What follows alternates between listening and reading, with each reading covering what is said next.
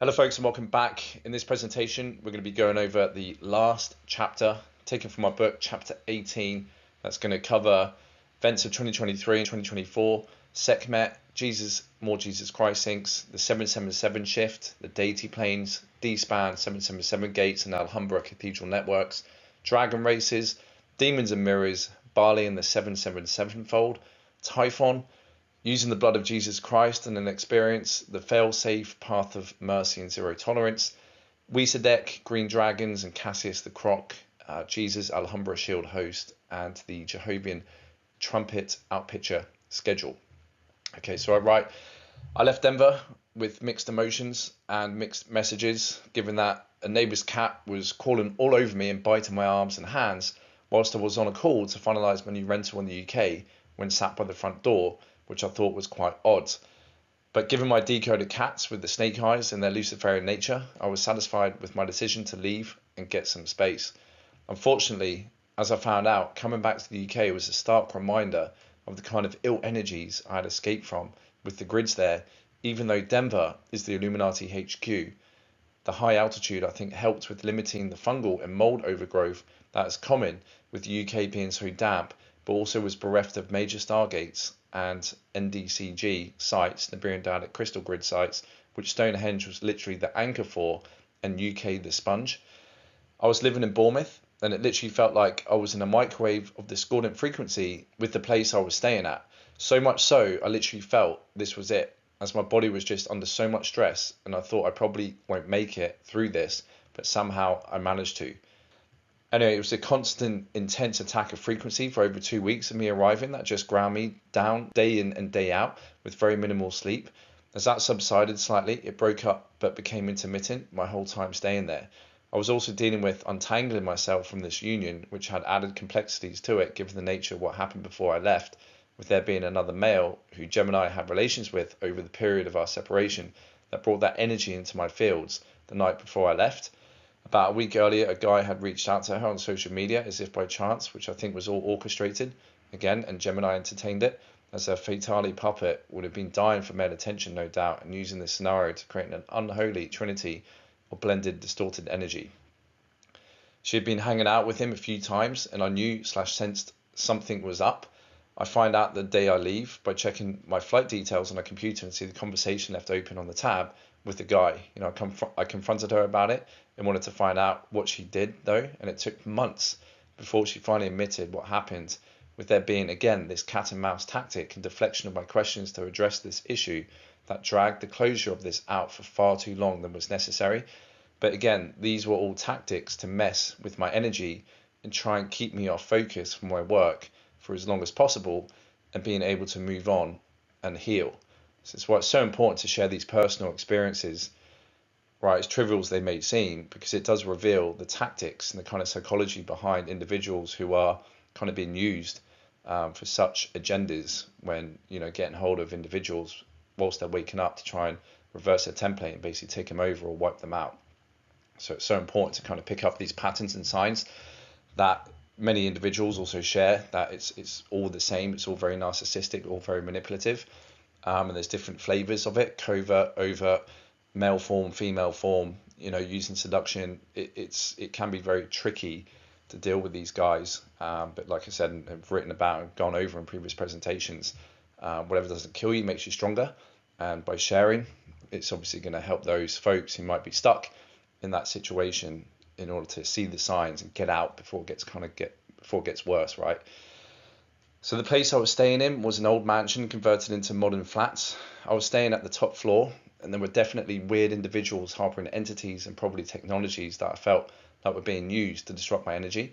The woman opposite me would repeat the same knocking noises at the exact moment I would about to be slipping into the astral/dream state, i.e. falling asleep, that I experienced in the apartment in Denver. It seemed like I had jumped out of the frying pan and into the fire. My assessment of England and the energy and grids there were outrageously bad. Either that, or I was just a heavy target for these folks to hurl and direct black hole discordant energy at will. Right, I remember just ever since 2020 in the UK, it's been just non-stop spraying chemicals too. And we know that there's Universal Stargate 11 there, which is very important.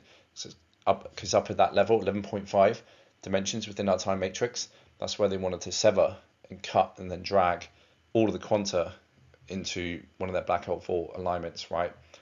So it's hotly contested, and there's a lot of dark falling activity and technologies there, especially given the NDCG being anchored right into Stonehenge and the Michael Merry line as well, which goes into the Metatronic technologies of anchoring the energies there as well.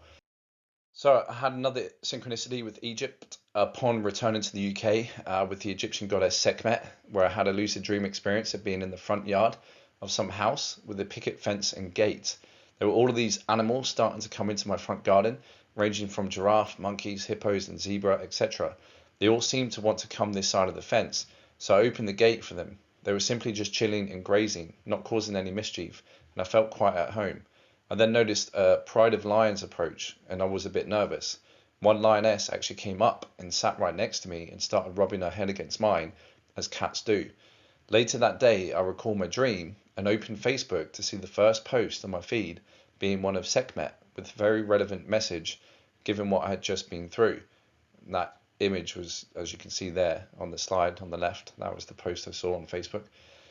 Again, confirming this transferable nature of dream and waking state experiences through synchronistic events that can even work through any medium, in this case, a social media platform.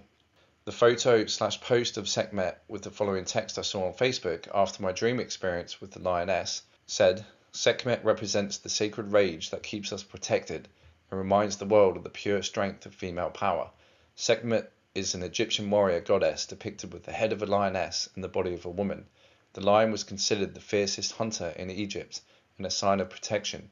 She is the daughter of the sun god, Ra. The red solar disk that she wears indicates that she is a solar deity. She is known as the powerful one, the Red Lady, she who mauls, and the one before whom evil trembles. Holy rage, sacred anger, and positive aggression, these states of being are crucial aspects of the divine feminine.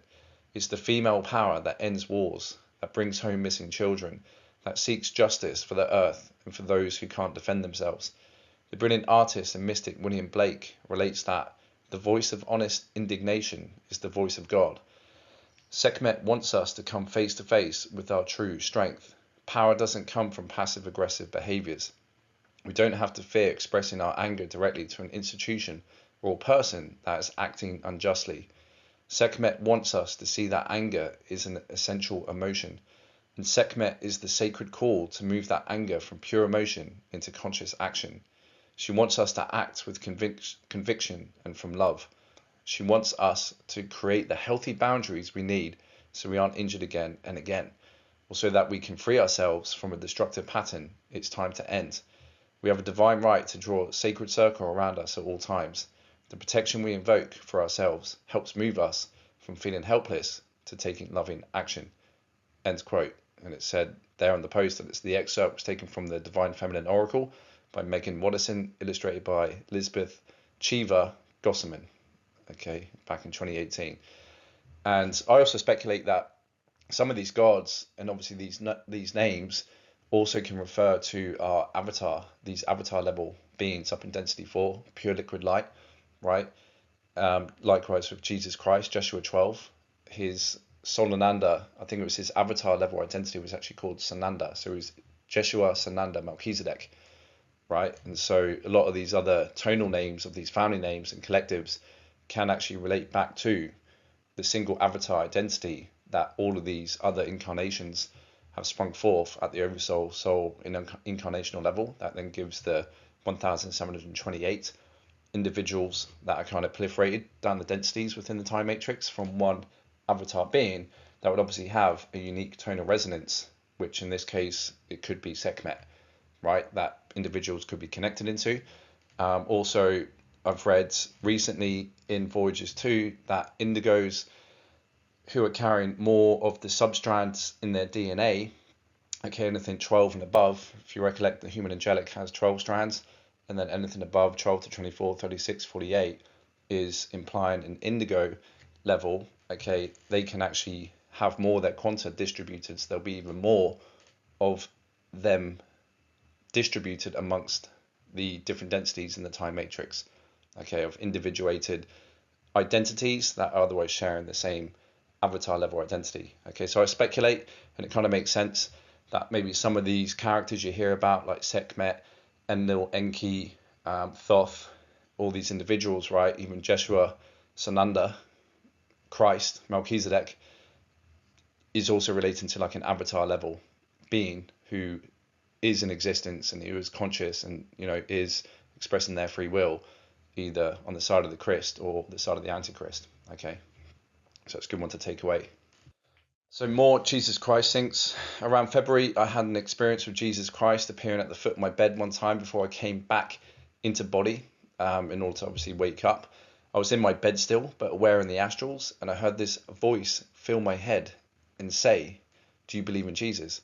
And I said out loud, "Yes," where Jesus appeared to me at the foot of the bed in his white robes.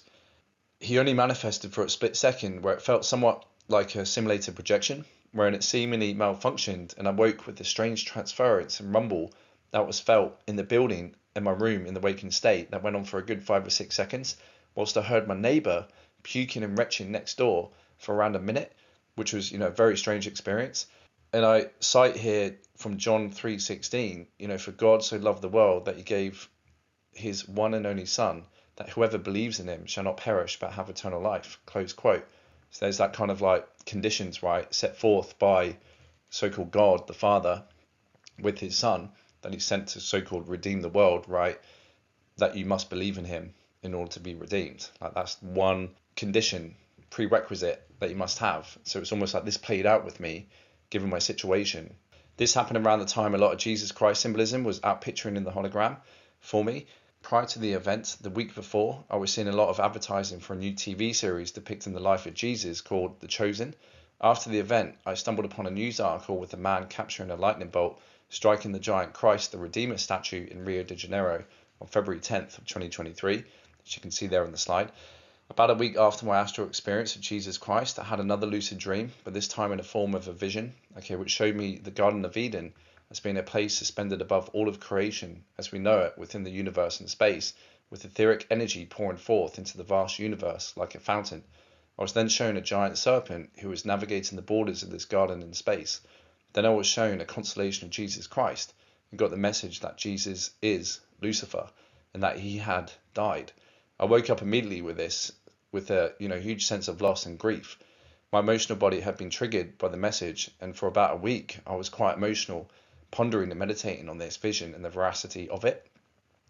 About a month or two later, I had a few outpicturing of repentance messages come through in the hologram. The timing of these encounters could not be ignored. A guy on a mobility scooter was playing a preacher on a loudspeaker that timely passed me one time, talking about the importance of repentance. This obviously triggered a lot of dissonance in myself, given that I had been studying in relation to the Three Christ story by Elisha and MCO AMCC teachings, and my experience of being shown the Stargate in the Pyramid of Giza, okay, which Jesus supposedly used to ascend out of it during that period. The vision of the Garden of Eden and the serpent being Lucifer was also perplexing for me, given this narrative. Was the Jesus that appeared to me a false Jesus? Was it that Anunnaki's Luciferian Jesus, as in, Jeshua 9? Or was it the MCO AMCC's Jeshua 12, the real Jesus, supposedly? Or something entirely different? For this being, the snake, that represented Lucifer, seemed like a huge spiritual entity taking the form of a serpent that meandered across the universe and at outskirts/border of this realm that represented the Garden of Eden in my vision.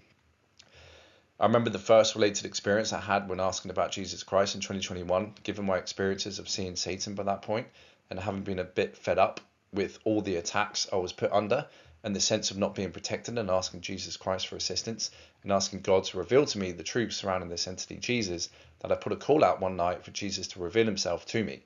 Well, I had an experience, but it wasn't a direct one. I was shown by, strangely enough, Mark Kishon Christopher, who appeared to me in my dream, that Jesus is sacerdotal, and what we have as truth is the ET phenomenon. He had a whiteboard and showed Jesus as sacerdotal on one side, and on the other side, the ET narrative. I never heard the word sacerdotal before that dream experience, so I looked it up when I woke up, and it's related to being created by the priesthood, okay, implying Jesus is an entirely made up entity created by the priesthood that is cloaking the astrological interpretations as we have gone through.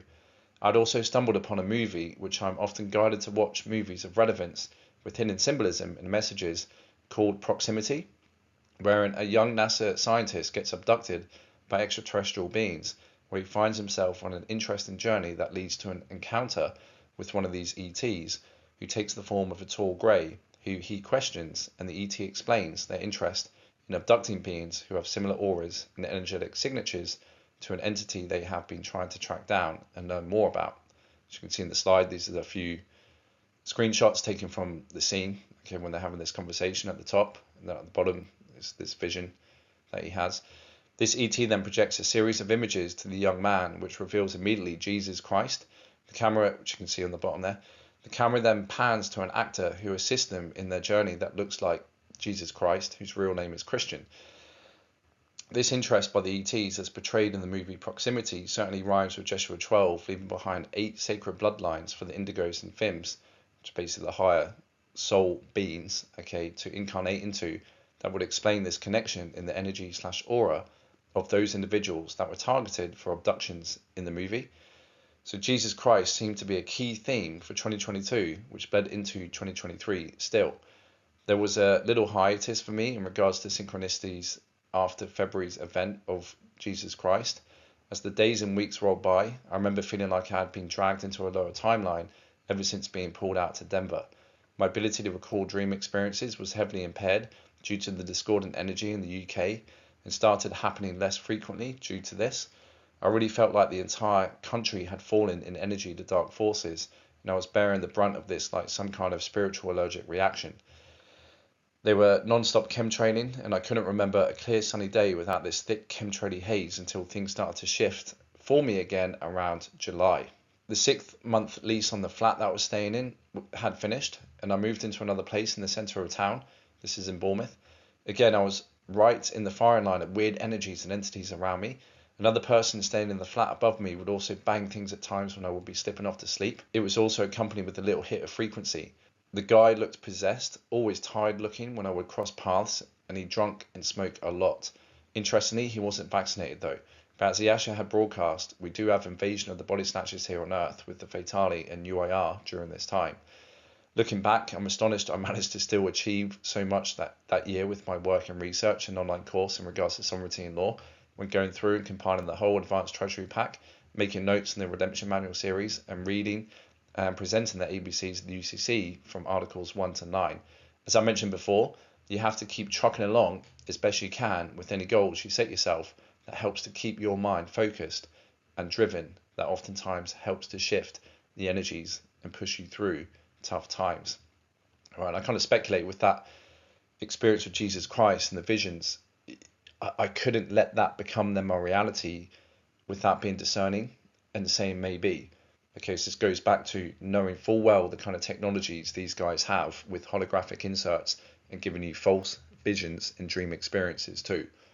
Okay, so you've got to be so careful not to get sucked into some of these experiences and then think it's your reality with divine intervention or divine vision or divine experience. Okay, such as if you recollect the through Christ story, the supposed man who got crucified was Arahabi, who the fallen angelic Anu Elohim used to basically offer false visions to make him believe that he was Jesus, right, of the Christ, and he's here to do God's mission, and that he must go and kill himself and set up this whole martyrdom program of dying for your God, right, which was, used to actually cover up Joshua 9's tracks and also Joshua 12's tracks in regards to the things they were teaching, which was the truth in regards to the technologies, races, true history, agenda, and the grids, the Templar conquest, right, that had been going on here ever since the fall of Lyra 250 billion years ago, with the wars of the Anu Elohim and the fallen Seraphim races. So always discerning, like I said, and that's why I have that maybe box and let time run its course and see what outpitches for me with confirmations firsthand, so I can then move that maybe into either the affirmative or non-affirmative based on more data that obviously comes to either deny it or confirm it. So the 777 shift, things started to shift for me on the 7th of July in 2023, where there was a break in the weather, as you can see there, took a few photos, and a shift in the timeline. Given this profound and divine date, which in numerology, if we added the single numbers of 2023 together, we would get 7. 2 plus 2 plus 3 is 7, with July being the 7th month and obviously the 7th day, making it, a 777 date, right? I decided to head down the beach and make the most of the beautiful day. Upon reaching the cliff top to start my zigzag descent down to the beach, this is in Bournemouth, a girl ran up to me and tapped me on the shoulder to grab my attention. She asked whether I was heading to the beach and the ocean because she had taken a seashell that was still inhabited that she wanted to return to it. I obliged and returned it, thinking this was definitely a message and confirmation for me that I was still being looked after and guided. This is when the 777 numbers started to pour into the hologram around me. It was the next day on a walk where I encountered my first synchronistic 777. It was the number of a taxi firm called Galaxy Cars, as you can see there on the slide, took a photo, whose number was 777777, go figure. We all know the number of the devil 666, and it's linked to the fallen angelic beast technology and the Menetronic AI Black Cube network that interfaces at the 666 universal gates of our phantoms and Weesadak's holographic time matrices, as we have covered. 777, as it turned out, is linked to the fail-safe Crystal River Bridge Zone project and the mission underway through the incarnate Indigo and Finborn here, along with the Guardians and God Source Divine Will in action and guidance. We also know that 7 is related to the Saturn and Arcturus stargates as well. Saturn being the solar stargate, right? And the universal stargate is linked to Arcturus. And as we found out, the phantom side of that within the phantom matrix of phantom Arcturus is also linked to the Anu Elohim, Jehovian Anu Elohim.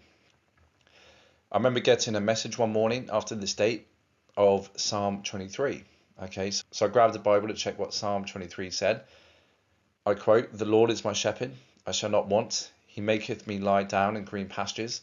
He leadeth me beside the still waters. He restoreth my soul. He lead me in paths of righteousness for his name's sake. Yea, though I walk through the valley of the shadow of death, I will fear no evil, for thou art with me. Thy rod and thy staff, they comfort me. Thou preparest a table before me in the presence of mine enemies. Thou anointest my head with oil. My cup runneth over. Surely goodness and mercy shall follow me all the days of my life, and I will dwell in the house of the Lord forever." Close quote. This passage wasn't only relevant to what I had been through, but also for what was yet to come with some very challenging encounters. Now, my mother had just moved out to start a new life in Australia from the UK around July of 2023. I caught up with her before she left, having helped her with the house sale in the previous year. She spent some time away on holiday before coming back to the UK and flying out to Australia. On August the 8th, which was the day before my mother's birthday, which was about a month after she left the UK for Australia, I woke up with a message of something's coming. Okay, later that day, someone subscribed to my YouTube channel whose account was called Something's Coming, which I got an email notification of. As you can see there on the slide, I took a screenshot of it, that guy's account, Something's Coming. So it's, confirmation for me, synchronicity. No less than a week later, I get the sad news that my mother had been diagnosed with stage 4 cancer. This set things in motion for me to head out to Australia to help support her while she went through treatment. This, I believe, as sad as it was not by accident, as it triggered this huge shift for me to return to my homeland, wherein more and more 777 started to spill over. However, some weird events happened before I was scheduled to fly out a week later. I had my bank account hacked into and my balance completely drained out of the blue about 5 days before I was meant to depart, along with my car decided to stop working after dropping it off for a routine service and MOT. I knew this was definitely interference. I managed to resolve my bank account issue and get the money reimbursed, but my car had to be towed and dropped off for me to try and sort out when I was back, which led to a very interesting event upon getting it fixed when I returned 2 months later. As you can see images there, there was the nice day, like a massive break in the weather. There was the seashell that this woman gave to me, so I kind of said yes and took it to the ocean and put it back into the ocean. And it's otherwise, linked to divine protection as well, the spiritual kind of symbology of seashells. And there's the 777 starting to our picture, not too long, I think it was literally the next day after that kind of break in the weather on the 7th of July, which was the 777, coding numerologically with that date, and then the car there being brought back. So it just miraculously started to play up which, yeah, I had an interesting experience when I came back from Australia the first time after going out there to help my mother, which we'll get to. So the hotel I booked to stay at for the first 3 nights in Australia came to 777 Australian dollars. I started noticing a lot of 777s on number plates during my first 2 months in Australia. As you can see, some of them there that I took photos of. I was also getting them come through in movies, where I watched a movie titled Shazam, which I paused to go to the toilet, and to my surprise, I'd come back to see the exact moment I'd paused it was where the main character had exited a lift on level 7 that showed 3 signs of the number 7 by the lift. He then proceeded to room number 707, as you can see there. I spent time down the Gold Coast, about a 40-minute drive from Brisbane, where I stopped to fill up the car with fuel and saw on the sat-nav 77.7 kilometers to our destination. I then go to a gym whilst down there and finish my workout, where the first thing I saw when exiting the gym was a bus with the number 777, which is the Broadbeach to Gold Coast Airport bus route number. I started to decode the 7 and connect it to the letter G, being the 7th letter in the alphabet. I connected that to gold, the alchemical element for the sun.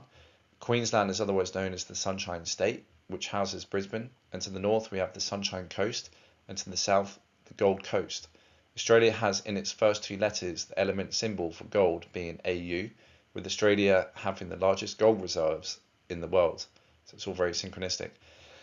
Upon investigating the Australian flag, I had noticed that it had 5 7-pointed stars, with 1 5-pointed star within 4 7-pointed stars forming the constellation of the Southern Cross, with 1 giant 7-pointed star positioned under the sign of the Union Jack on the flag, which is another symbol for the sun, which represents the solstitial and equinoctial axes. G forms the first letter for a lot of words of salience, such as gold, God, good, grace, Genesis, gratitude, genius, etc. And we all know the emphasis of this letter in Freemasonry, with it being prominently displayed in their logo. Furthermore, as I wrote about in the beginning from the book The Witness in the Stars by E.W. Bullinger, the Southern Cross was visible in the Northern Hemisphere during the period of Christ and has since slipped below the equator due to the precessional slippage, where only now the Southern Hemisphere nations can enjoy a full view of this constellation in the night sky. Having spent time in Denver, Colorado before heading back to the UK, and now being in Australia, prompted me to start connecting the 3 sites with the APIN systems, right? The Atlantean Pylon Implant Network systems, which are basically like massive crystalline microchips that are embedded into Earth's grids to run certain mathematical programs and energies. Okay, that had been mapped in Voyagers 2 that I showed diagrams of before, if you recall. All of the APINs seem to have shared a link between these 3 locations, with the most prominent being the Dragon and Eagle APIN, the former being an intruder APIN, the White Eagle especially, right? Oh, sorry, the Dragon was as well, but you got the Golden Eagle and the White Eagle as well, don't forget. I was starting to connect the dots and remembered I'd come across a presentation I watched earlier in the year, 2023, upon returning to the UK from Denver, that showed the Dragon APIN map with the excerpt of how the fallen angelics had planned to split the North American continent in 2 down the Mississippi line and make Denver the capital, as I already explained. However, as the lady explained in the presentation, during the 12 Tribe 6 class on the 7th of July of 2007, it was claimed by Iasha and the Guardians that 1/3 of the Dragon APIN system was healed and were given that 1/3 control of that system, which helped in preventing this end time scenario from occurring, which is 16 years, 1 plus 6 is 7, from the 7th of July 2023, which is the 777 date, right? So the lady goes on to explain that this means it may not be that bad and that they may be able to prevent this one world order agenda from occurring. So I believe my time out in Denver and returning to the UK and then coming out to Australia, that was codified with this 777, have possibly helped in securing and possibly gaining more control of this system. I can only speculate, but connecting the dots and getting messages like this are normally how I get my confirmations.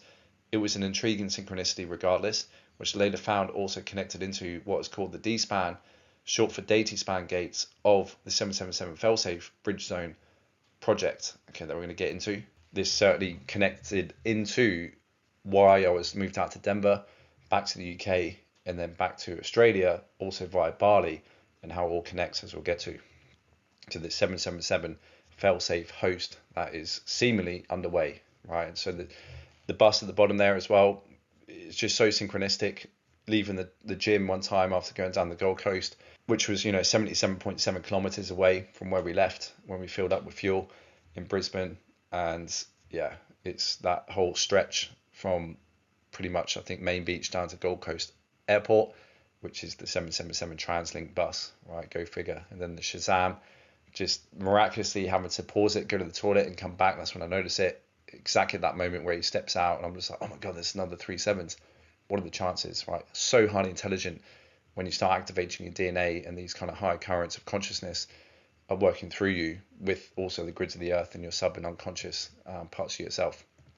I remember one time I went on a walk and just happened to stumble upon an outside art piece next to Brisbane River with a plaque that read 7 Versions of the Sun by Daniel Boyd, placed in 2010 at Kangaroo Point Park. You can see a few images there. It's kind of like these. You can see there's one representation of this, and there's 7 of them with this kind of like gold plate showing these 7 different patterns, which is quite cool. Very synchronistic. In between all of this, I remember having a subscriber also follow me on YouTube, whose account name was CCT777.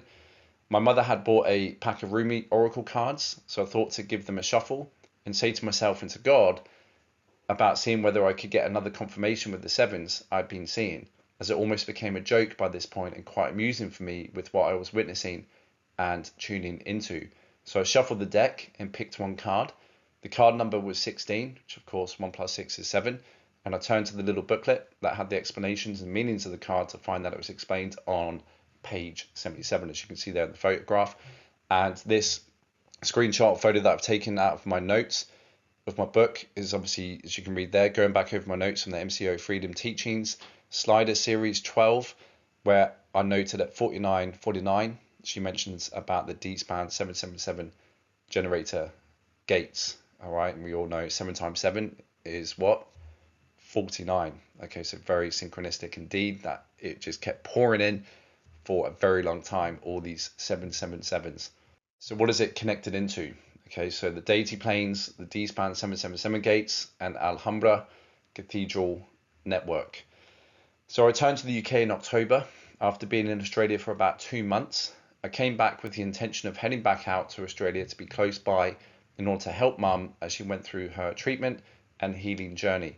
So I was returning to the UK to tie off loose ends and prep for my semi-permanent departure to Australia in January 2024. Upon returning to the UK, more 7s were popping up, which was obviously no surprise. I was seeing the usual license plates with the 777s, along with a few other random synchronicities and confirmations involving 7s, one of which was coming into the awareness of the deity planes, okay, called the Spanner Gate networks. As you can see, a few diagrams here explaining this from the teachings that I had come to learn in the AMCC side of the teachings post 2012. As the Asher writes in our KDDL2 workshop manual, open quote, internal creation D-planes spectra of the Crystal River failsafe host run the plasmas, internal creation frequency spectra. All other structures and their frequency spectra are external creation spectra and do not open flows to internal creation until plasma body activation, which is truer body activation, occurs. So on the 8th month of 2011, August 2011, Earth engaged the Crystal River failsafe host that is run via the D-plane's internal creation spectra, so Earth will begin progressively running the integral bridge D-planes, the integral bridge D-planes frequency spectra, creating progressive activation 900 years of Earth's plasma body. Now I'm just going to add a little note in there, as I've said before, that 900 years since the latest dispensations by Ash has been expedited. Okay, so things that are meant to happen 900 years from now are happening now, as of December 2024 and into 2025. Okay, so things are speeding up pretty rapidly. On the 20th of December 2014, Earth engaged truer sphere plasma body activation. This process is called Earth Sync.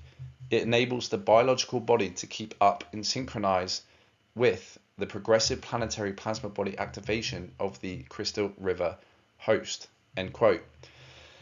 So this knowledge started to reveal more information regarding twinning contracts from the Fim families, who are Adashi adepts that incarnated here from the deity planes from internal creation and interact with external creation domains on Christic service missions, who incarnate in tantric and fauntic twin sets and return/ascend to the D planes following each chosen twin incarnation.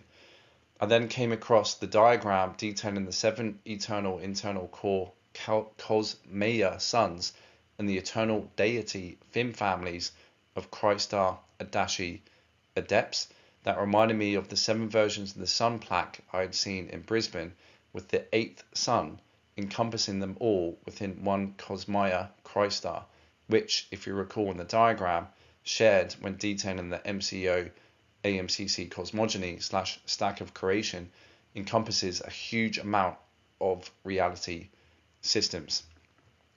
I learned there are many different twin sets on various levels, each helping to transmit codes and activate each other when coming into conscious awareness of one another.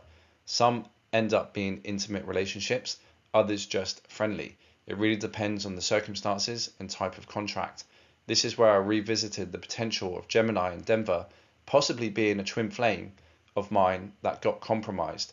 However, I had also befriended another woman after leaving Denver who was very knowledgeable in these teachings and was familiar with the distortions and tactics of the dark forces when trying to derail any awakening indigo / Finborn, right, especially in Denver.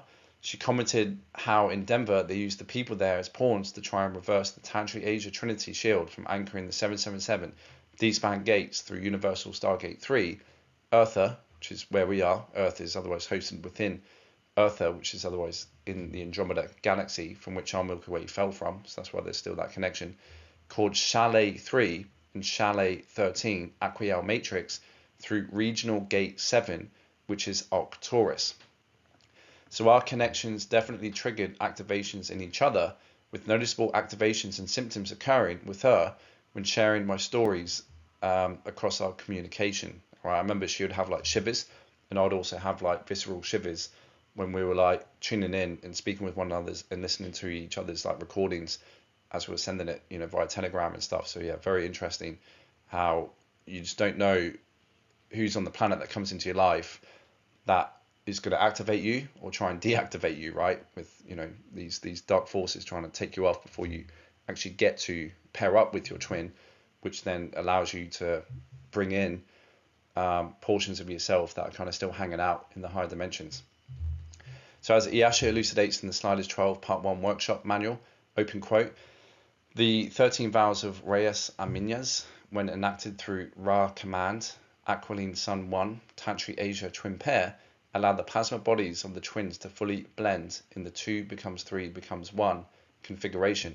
This configuration of divine eternal plasma currents serves to open the biofields of the TTJ twin set, whereby they together become a living Christar gate through which the Cosmea Christar chamber of the Crystal River host can open into the external creation field in which the TTJ twin set reside, and through completion of the 13 vows of Reyes Aminyas, the TTJ twin set becomes an open conduit to the eternal Cosmea core Christar, through which the 3 777 D-span Aminya core plasma generator gates of the Crystal River host can be set, primed, anchored, and activated. End quote.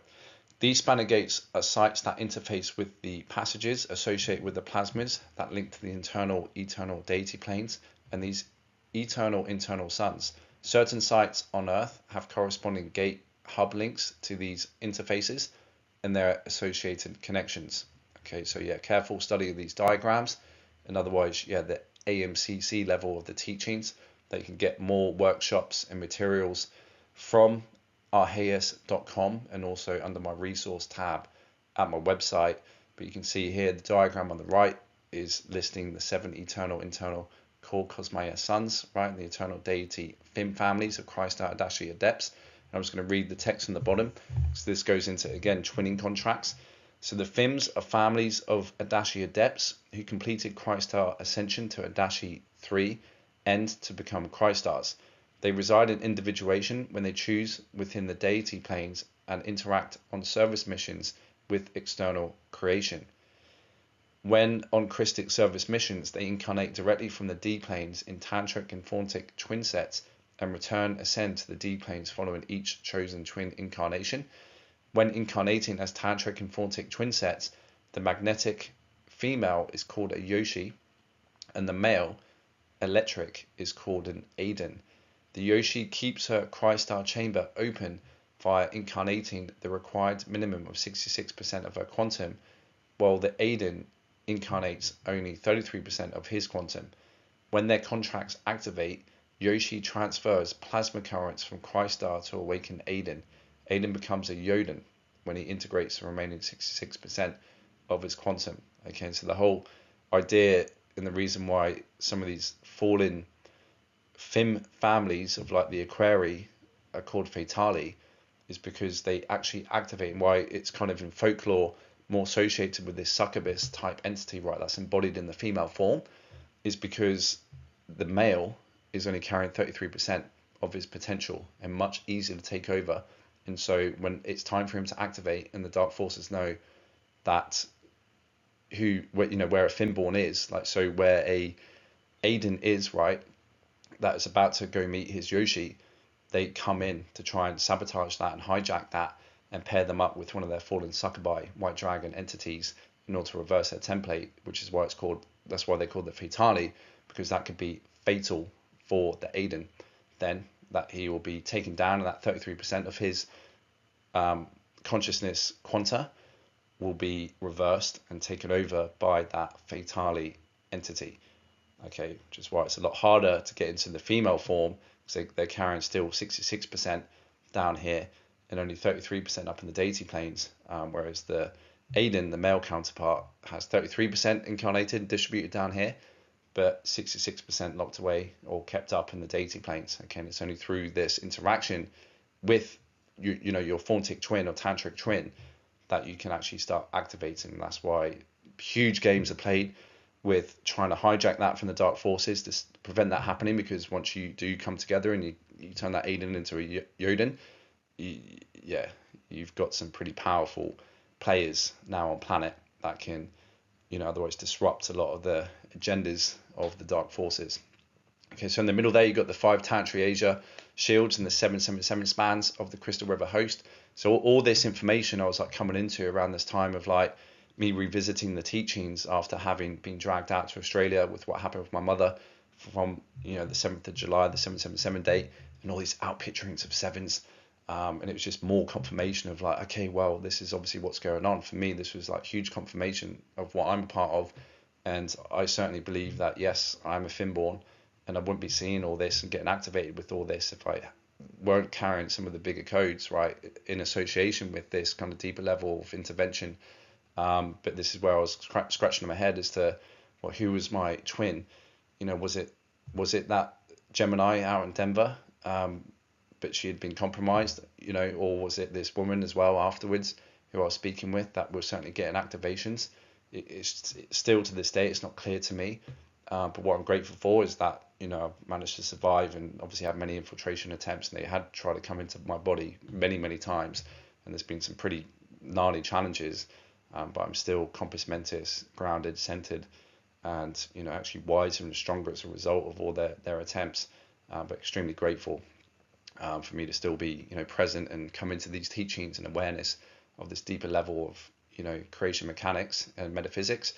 And then on the left, you've got the vertical map of planes, fields, and shields for density 1 Earth with M31 Earth plane interfaces. Okay, so these are just listing the different Aurora platforms of potential incarnations based on individuals now accepting the host that they will go next. Okay, whether they can take their body through a gate or drop the body, die naturally, and then move their consciousness up into any number of these platforms that are kind of acting like a bridge, basically, from Earth up to Earther and M31.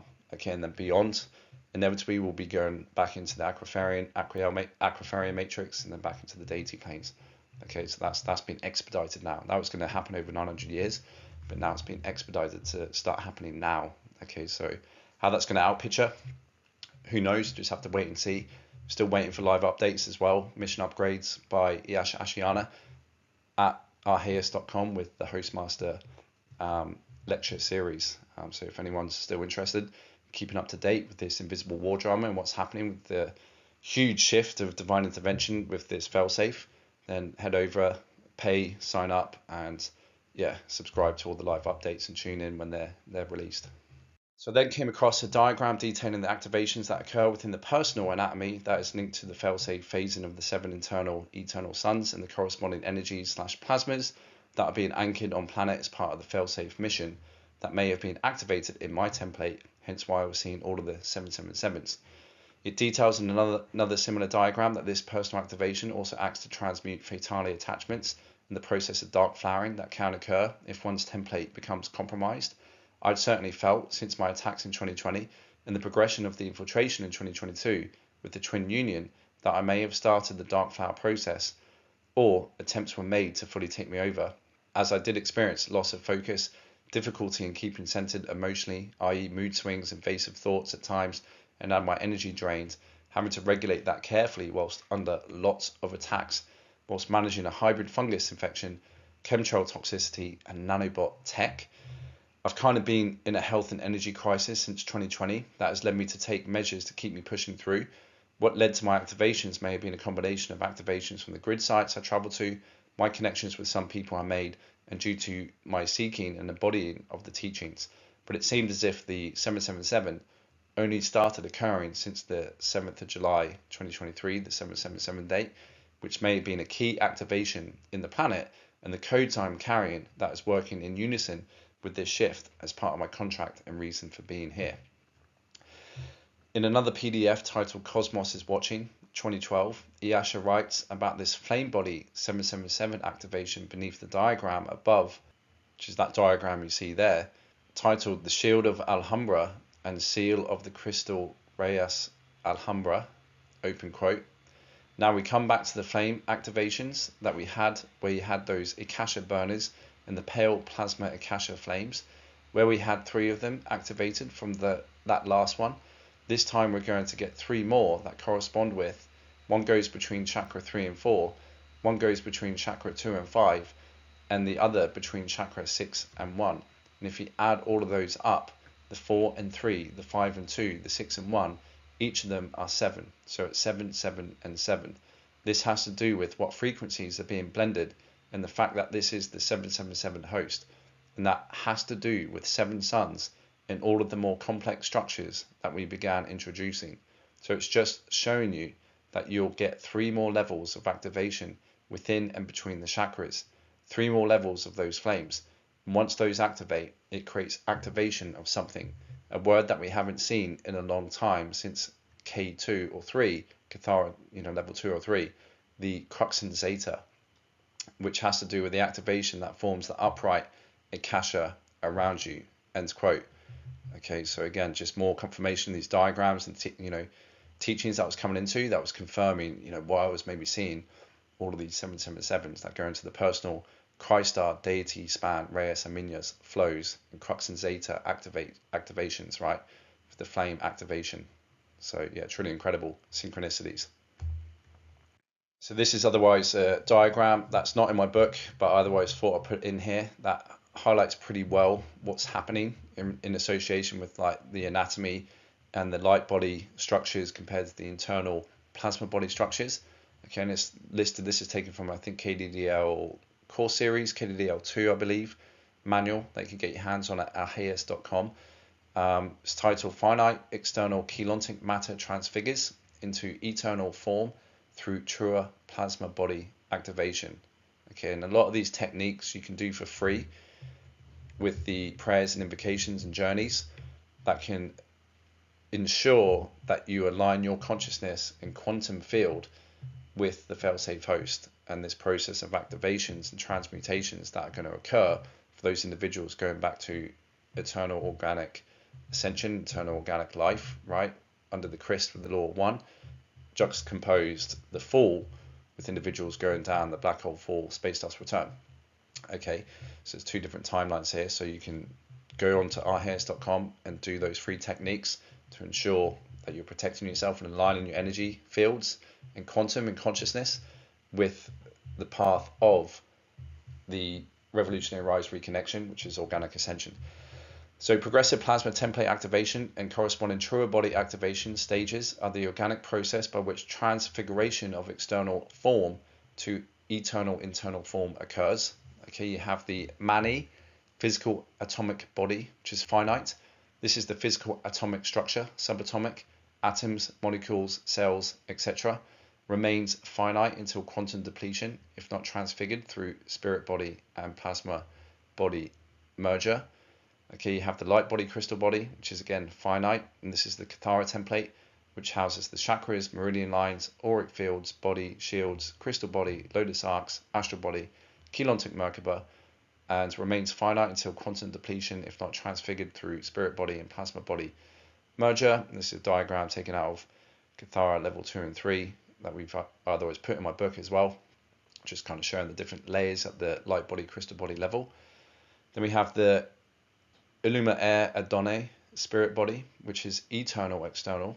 Okay, so the core lava flows, Allurian chambers, Arge hydroacoustic body, remains external, Panclare, Keylontic until transfigured through plasma body merger.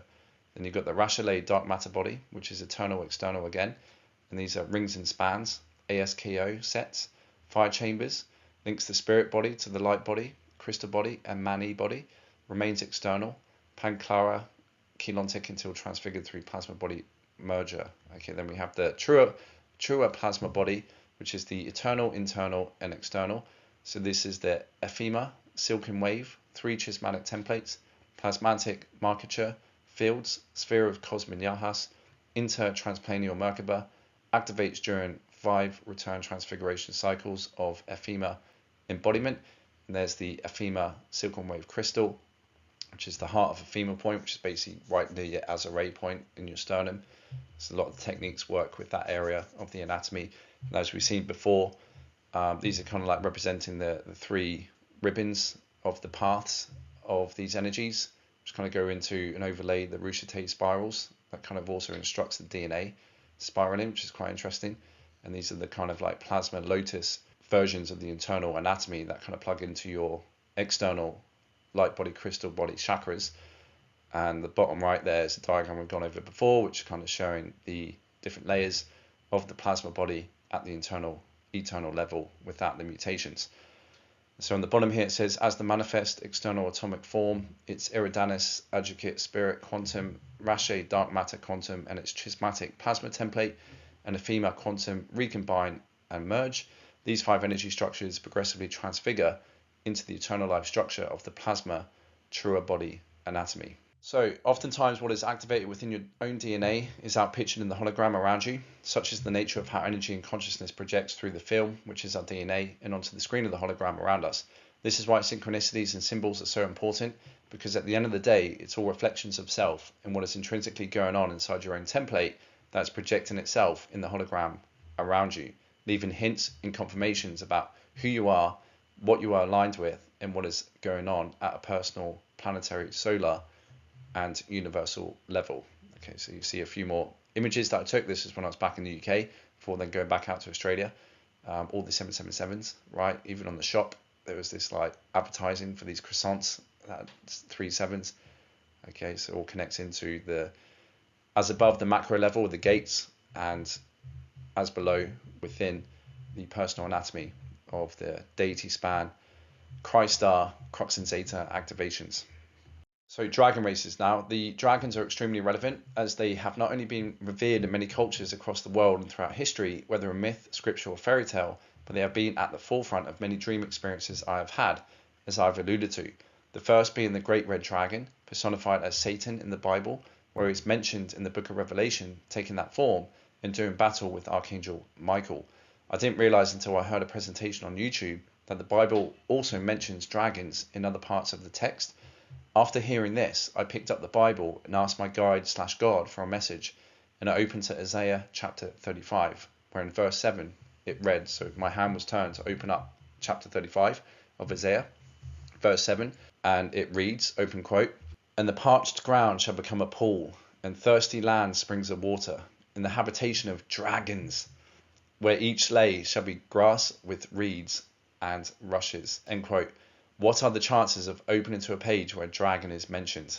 Okay, this chapter I had my hand turned to a lot of times, and there wasn't a noticeable imprint or fold to lead me to it, which mentions being guided to safe lands that could hint at this, again, fail-safe host that is seemingly underway and about to unfold. Thus, chapter 35 continues with verses 8, 9, and 10, open quote, "And an highway shall be there, and a way, and it shall be called the way of holiness. The unclean shall not pass over it, but it shall be for those, the wayfaring men, though fools shall not err therein. No lion shall be there, nor any ravenous beast shall go up thereon. It shall not be found there, but the redeemed shall walk there, and the ransomed of the Lord shall return, and come to Zion with songs and everlasting joy upon their heads. They shall obtain joy and gladness, and sorrow and sighing shall flee away." Close quote. So the white dragons had been my encounter with the Ubi/Succubi that was working through, or actually was, Gemini, with what lured me out to Denver. Even the folklore succubi and incubi describe how they get to you in the dream worlds first and capture/seduce your light body before they come after you in the physical. I remember seeing an image online in relation to reptilians that I felt was the same encryption to the girl who lured me out to Denver, feeding off my sexual and general energy through her, as you can see there on the slide. I even had a time where I felt a tail over my leg retract quickly when I felt something being done to my right ear as I lay on my side asleep that started to bleed through into the dream world, I was having, which made me wake up and catch her unsuspectingly.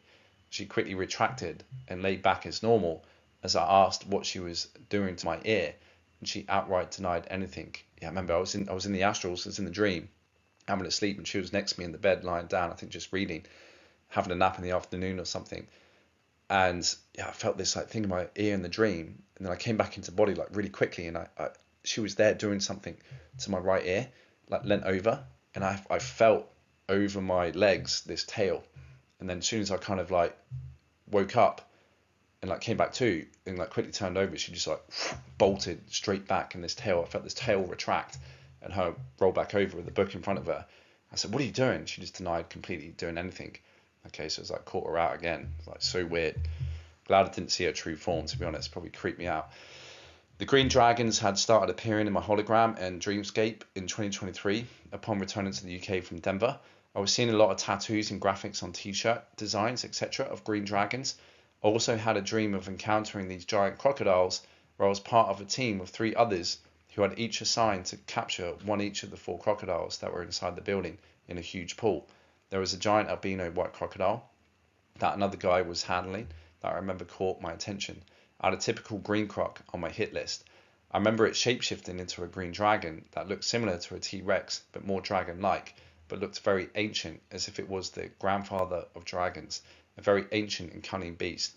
I was having to evade and abandon the capture of this one, which led to some close encounters and intense action of dodging, weaving, etc. during my escape.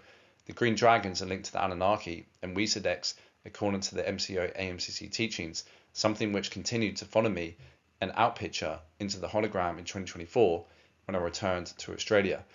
But before we get there, I had a few more interesting syncs in the UK before I headed back to Australia in January of 2024.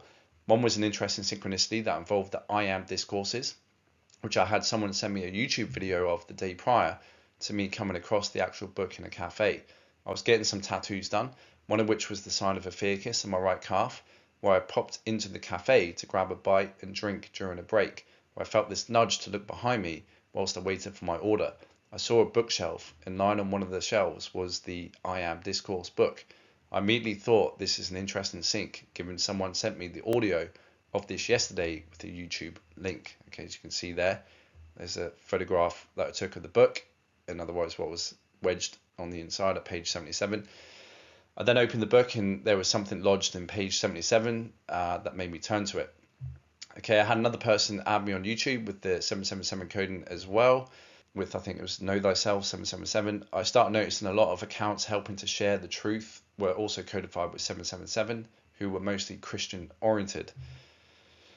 Whilst getting my tattoo, I was explaining to the guy about my 777 syncs, as that was one of the tattoos I was getting, as you can see there, 777. As that was one of the tattoos I was getting with him. As I was mentioning this, a car drove past with 777 on the license plate, which I pointed out and he admitted was very weird.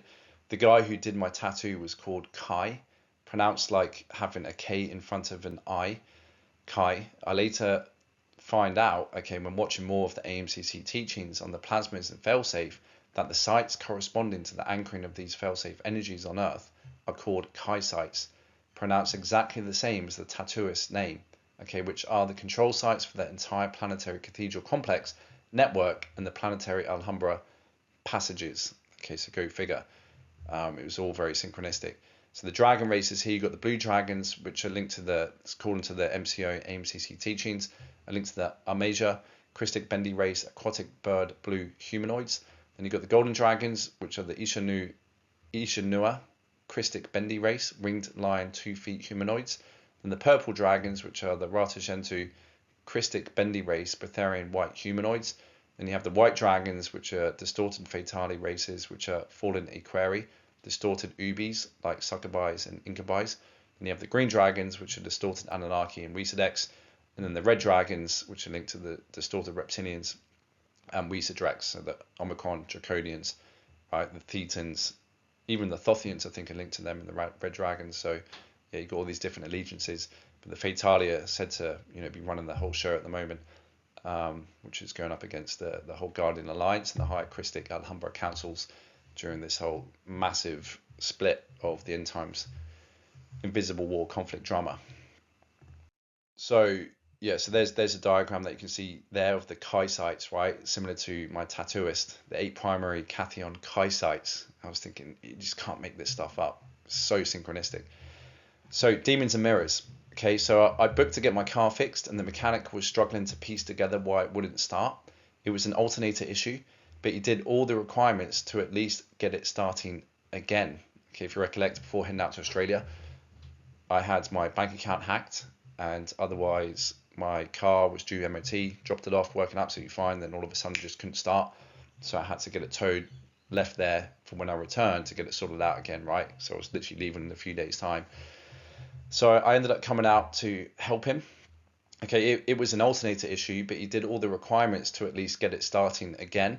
I ended up coming out to help him, and after about 45 minutes of continually trying, we managed to get her purring again and working enough for me to drive down to his garage to get it properly fixed. Well, that night I had a very interesting astral experience. Okay, I was driving that same car, but in the astrals, and came to a busy T-junction, and the car started having a mind of its own and pulled out in front of all these other cars and darted across the road without me controlling it, nearly creating a collision, and made a car veer off with mine on the side of the road on some grass. The people got out of the car, and I was explaining to the woman that I'm so sorry, but my car started doing this on its own. I have absolutely no control. She immediately said, "There's a spirit in your car causing mischief." All of a sudden, we were shifted inside a room of a house where I was stood about 10 feet away from a standing wardrobe with a large mirror on its door to my left. The woman was stood slightly off to my front left diagonal facing me as I saw this strange but very subtle cloud-shaped form that was 90% see-through warp the objects behind it as it hovered and moved around the room. It's like this apparition. This had been the spirit/entity that was in my car, and she was explaining this is what caused your car to malfunction. She explained to me you must stand by a mirror and call the demon by its name to you, then cast it back into the mirror. I can't recall what the name was, but the demon came to stand right opposite me, where the woman said to look in the mirror, which revealed its form. I'll never forget it. So lucid. Without the mirror, you only see a slight bend in the fabric of matter behind it, as it is mostly see-through, that appears as a faint hovering transparent cloud. The demon looked like a typical medieval demon creature in bipedal form, with many animal parts spliced into a humanoid appearance. With my mind, I cast it into the mirror and saw it vanquished, and I woke up. This for me was first-hand proof of how demons/spirits can mess with you and manipulate other mechanical objects, and may have also been the cause of me having my bank account hacked and drained as well, to kind of prevent me going out to Australia, right, with all these 777 activations. This might be where the concept of gremlins also come from, which have often been associated with causing issues in man-made machines and mechanics. An interesting experience nonetheless. Okay, as you can see there, that I put in my book screenshots from the Matrix 4, I believe it was, or the Matrix 3, the first Matrix and also the Matrix 4 of the mirror, right? And actually in Matrix 4 they use mirrors as portals. And there's another show called The Magicians, where again mirrors are linked to magic and portals. Then you have Constantine, that famous movie with Keanu Reeves, again showing him trapping a demon in the mirror from a woman who's possessed, and then they chuck it out the top floor and it crashes on the ground, destroying its ability to come back. And obviously we have the infamous black mirrors, and obviously in ancient times beings used to try and communicate with entities through black mirrors, none more so than I think John Dee it was, who supposedly came up with the Enochian language through these devices and methods, right? Scrying, okay, as a practice to communicate with other entities. And then we have what everyone pretty much is carrying around on their body, like an implant, Metatronic implant, day in, day out, are these black mirror phones and computers that I'm actually sat on now, staring at, recording this. So after getting all of my things in order in the UK, I had booked to head out to Australia on a one-way ticket with a stopover in Bali for 2 weeks over Christmas/New Year. I was glad to leave the UK behind, as in my opinion, it was a horrible place to be with the grids and energy there being very discordant. I had one last weird experience where I had managed to slip into the astrals inside the apartment I was staying at, where the guy upstairs immediately ran down with feces in his hand, looking all possessed. Oh, I remember this, about to chuck it at me, but luckily I woke up before that happened. Yeah, that's probably a reason why in certain places I wasn't, having these out-of-body experiences, because it was kind of like protection almost. So it was just overrun with these like decrepit, mutated, distorted individuals, right? I recall also, before leaving the UK, in a dream where I was in a lift descending to the lower underground portions of Denver Airport. I was with one other, and we were both Jedi, but I was also able to use electricity like Palpatine, as well as the Force. I remember knowing that we were going to be met by some stormtroopers as soon as the lift opened, so I put my hands together and charged them with this huge ball of electricity to use to hit them as soon as it opened. The lift came to a halt, and the doors opened, and there were about 8 stormtroopers there pointing their guns at us, where I immediately released this electric ball that struck and forked, striking all of them down, like instantaneously. It's quite cool. We then proceeded through the smoke of electrified stormtroopers and made our way down one of the passageways with our lightsabers, dodging and deflecting lasers being shot at us and striking down other stormtroopers that got on our way. We made it to the entrance of this great big hangar inside this airport type setting that we're in, right underground, that sat right beneath the center of Denver Airport, that opened up like a giant lobby. There, within the center, was a Sith, dressed in black, with pale, bald head, like a black magician inside a pentagram, where he was putting together the last pieces of a black magic sigil beneath the airport that he was about to use for whatever spell or ritual. We then both jumped down and approached him, ready for battle, but unfortunately I woke up after that, so I'm not sure what happened, but it seemed as if Denver Airport was getting a bit of a clear out underneath with the evil that was residing there. And it was kind of like a boss level fight, when you get to the end of the level that you're in, and you encounter the boss, and it's like this massive arena. It was kind of like that, like entering in. I just remember just about to go at each other, like we clocked each other, and I had the other Jedi there with me, and we're just like, okay, there's a big battle about to go down, boss level stuff happening. And then I woke up. So Bali in the 777 fold. Okay, so leaving for Bali was again synchronistic, given the connection I had with Kai, the tattoo artist, and the Kai sites which Bali was connected to, being Alhumbhra Cathedral Complex Site 4. Only Bora Bora was listed as one of the other 5 temple sites. If you recollect in the previous slide, I actually put the map up there so you can see where these complex sites are. Bali is on the left there of that diagram as Complex Site 4. And I was starting to think whether, Brisbane may have been another temple site, given all of the connections I had encountered with 777 here. But then again, I had been experiencing the 777s in the UK, which wasn't part of any complex or temple site, supposedly. Okay, turns out it's actually harbouring the 888 Whisper Gates, as per the latest dispensations. So maybe it was an outpicture of the activations that were occurring within my own template, where I was becoming an integral bridge, helping to run these frequencies into the earth, as Iyasha explained.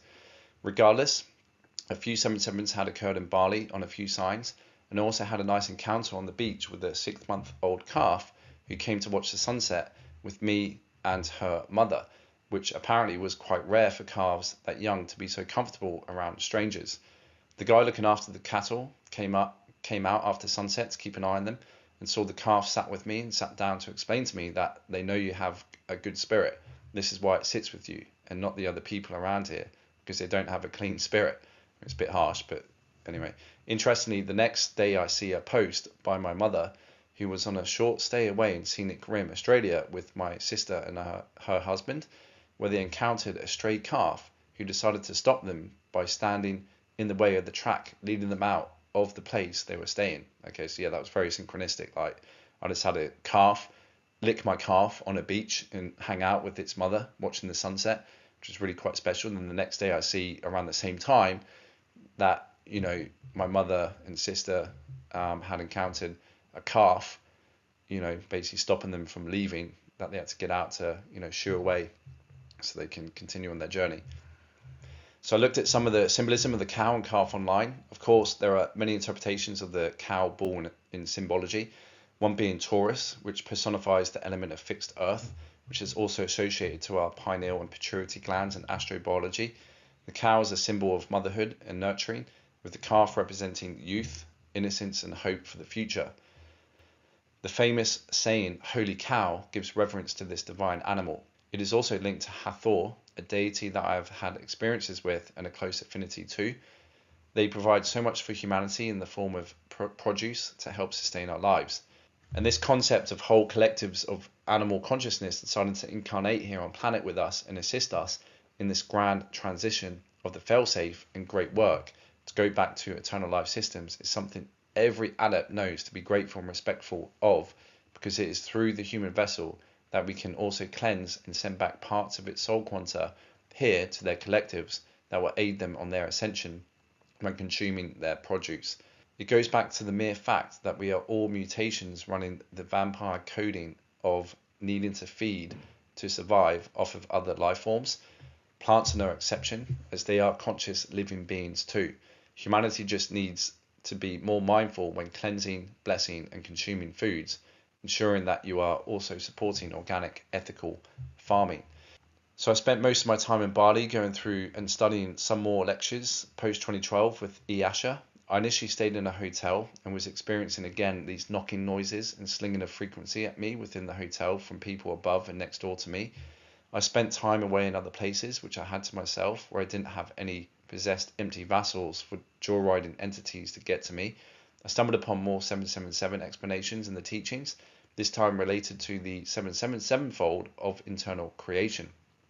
To quote a post I made about it on my Instagram, open quote, 777-fold of eternal internal creation and the current metaphysical energy dynamics that is unfolding within external and internal creation reality domains is being written across many theologies and prophetic texts of this gradual in-breath of creation from God's source, which is linked to the end times that is underway.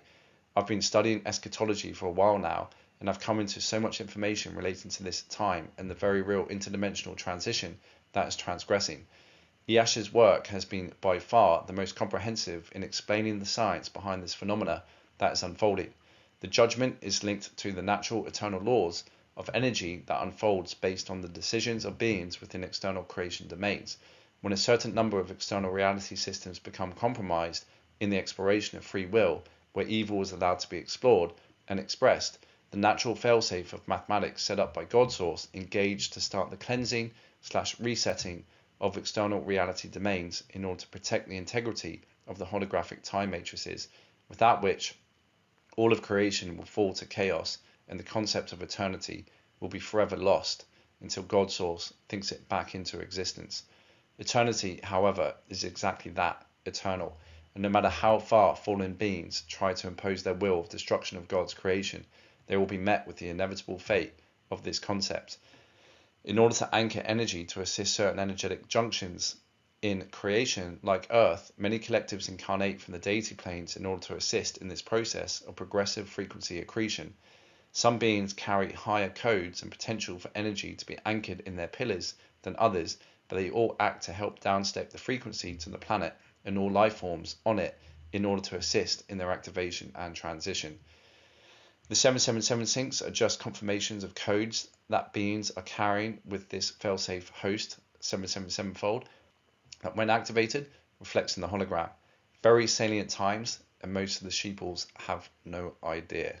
end quote.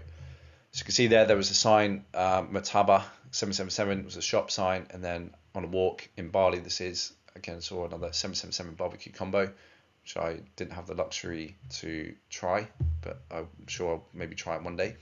Sure, it's really nice. So we got the diagram. Okay, so this diagram here is showing one cosmaya that is currently going through this 777 fold. You can see that one cosmaya contains 7 cosmeya, and one control cosmonyahas core, and one cosmonyahas core contains the 7 plasma suns of eternal internal creation, and the 8th hidden sun that encompasses it all, basically. With this 777 fold, the 3 axes come together as such, the 3 and 4 merge together, 2 and 5 merge together, and the 1 and 6 merge together, each one adding up to 7, forming the 3777 fold, which also occurs in our own personal anatomy. And this goes into just how God source creates the fission, fusion, arcing and sparking of the partikai, partike, particum, right? And how when things are, expanding out, it all happens mathematically in sequence with like 45 degrees and 90 degrees, akin to the crystallic spiral mathematics of eternal life, and with partikai, partike, particum. But also as seen with like how the Vector quadrants and how everything through the stack of creation is created mathematically, it's impeccable, and it's all a fractal pattern of one another, perfectly placed. That at this larger level, the same thing happens, where these suns come together at the 2 and the 5, the 1 and the 6, and the 3 and the 4, that they come in order to be absorbed back in, and then reset, and then basically expanded back out into external creation to create again. Okay, so this is all part of it, but just at a much larger level. As Yashu explains further about this 777 fold, when referring to the diagrams you see there on the slide in the FE Project 1 workshop, open quote, you can see where they are numbered 1, 2, 3, 4, 5, and 6, and there are certain folds that at certain periods of time during these cycles that these reality systems will go through, where they will not just have open flow with each other, but because they are sending frequency into the smaller ones inside of them, it allows the entire structures to actually move and phase together, and they create what's called a 777 fold, where you have the 3 and the 4 merged together on this axis, come to each other there. You have the 5 and the 2 come together there, and you have the 1 and the 6 come together in the middle, which makes the 777 fold that allows it all to go into the center, into its internal creation, then come back out again, and is part of what it means to have an eternal life system. Eternal life systems have the ability to phase generate, and that's a huge level of phase generation, just like when partikai spark, but this is much more huge, end quote. It all started to piece together with what was unfolding, no pun intended, but I still had my doubts about a few things at the time, and because the information was so detailed and complex, I don't think it really sunk in until much later. However, I did still take notes of it and documented it for me to revisit when I caught up with myself and reflected upon what was actually taking place, as I was still going through dealing with health issues, which I managed to get Bali belly twice whilst I was out there to add more insult to injury with my condition that posed to be a few challenging days and seemed to be all part of bearing the brunt of these trials and tribulation period that was unfolding since the Great Sun in Heaven and my activation back in September 2017. Okay, now the Age of Aquarius in the 777 books is another really interesting synchronicity. So upon returning to Australia, I spent most of my time in the first month combing through the remainder of Yashu's workshops I had not watched. I then switched my focus back to the sovereignty and law aspect, where I began going back over Bill Turner's presentations and notes I had made previously, given that I was back in my birthplace / home country and able to get my hands on my birth certificate in order to try out a few things with bonds and access to my SEDIKV trust. This led me to another 777 synchronicity, where Bill, in one of his lectures, was talking about the age of Pisces and how that was going to be probated in order to make way for the age of Aquarius, which will be the New Testament that will establish the 1,000 years of peace, which again ties into this Crystal River bridge zone. Bill mentioned in his presentation that he heard through a friend of a friend that the New Testament for this age of Aquarius has already been written, and that there are 777 books. I laughed in amazement to see, even outside of the MCO AMCC teachings, the coding of this transition that is underway is being picked up on and confirmed with this astrological alignment and precession of the equinoxes that we experience.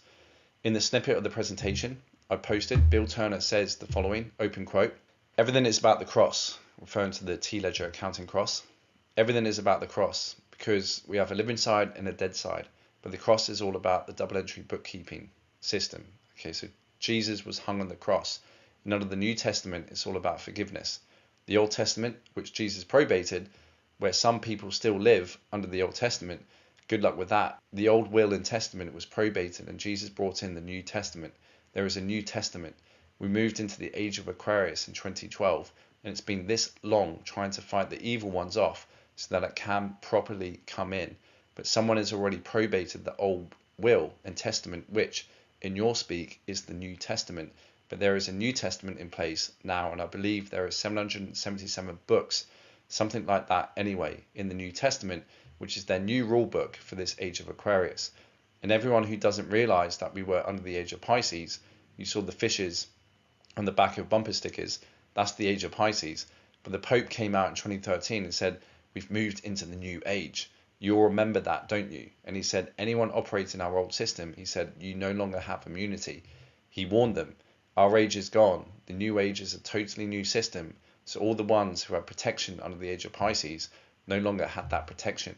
He told them that in 2013, and that's when we moved into the new age.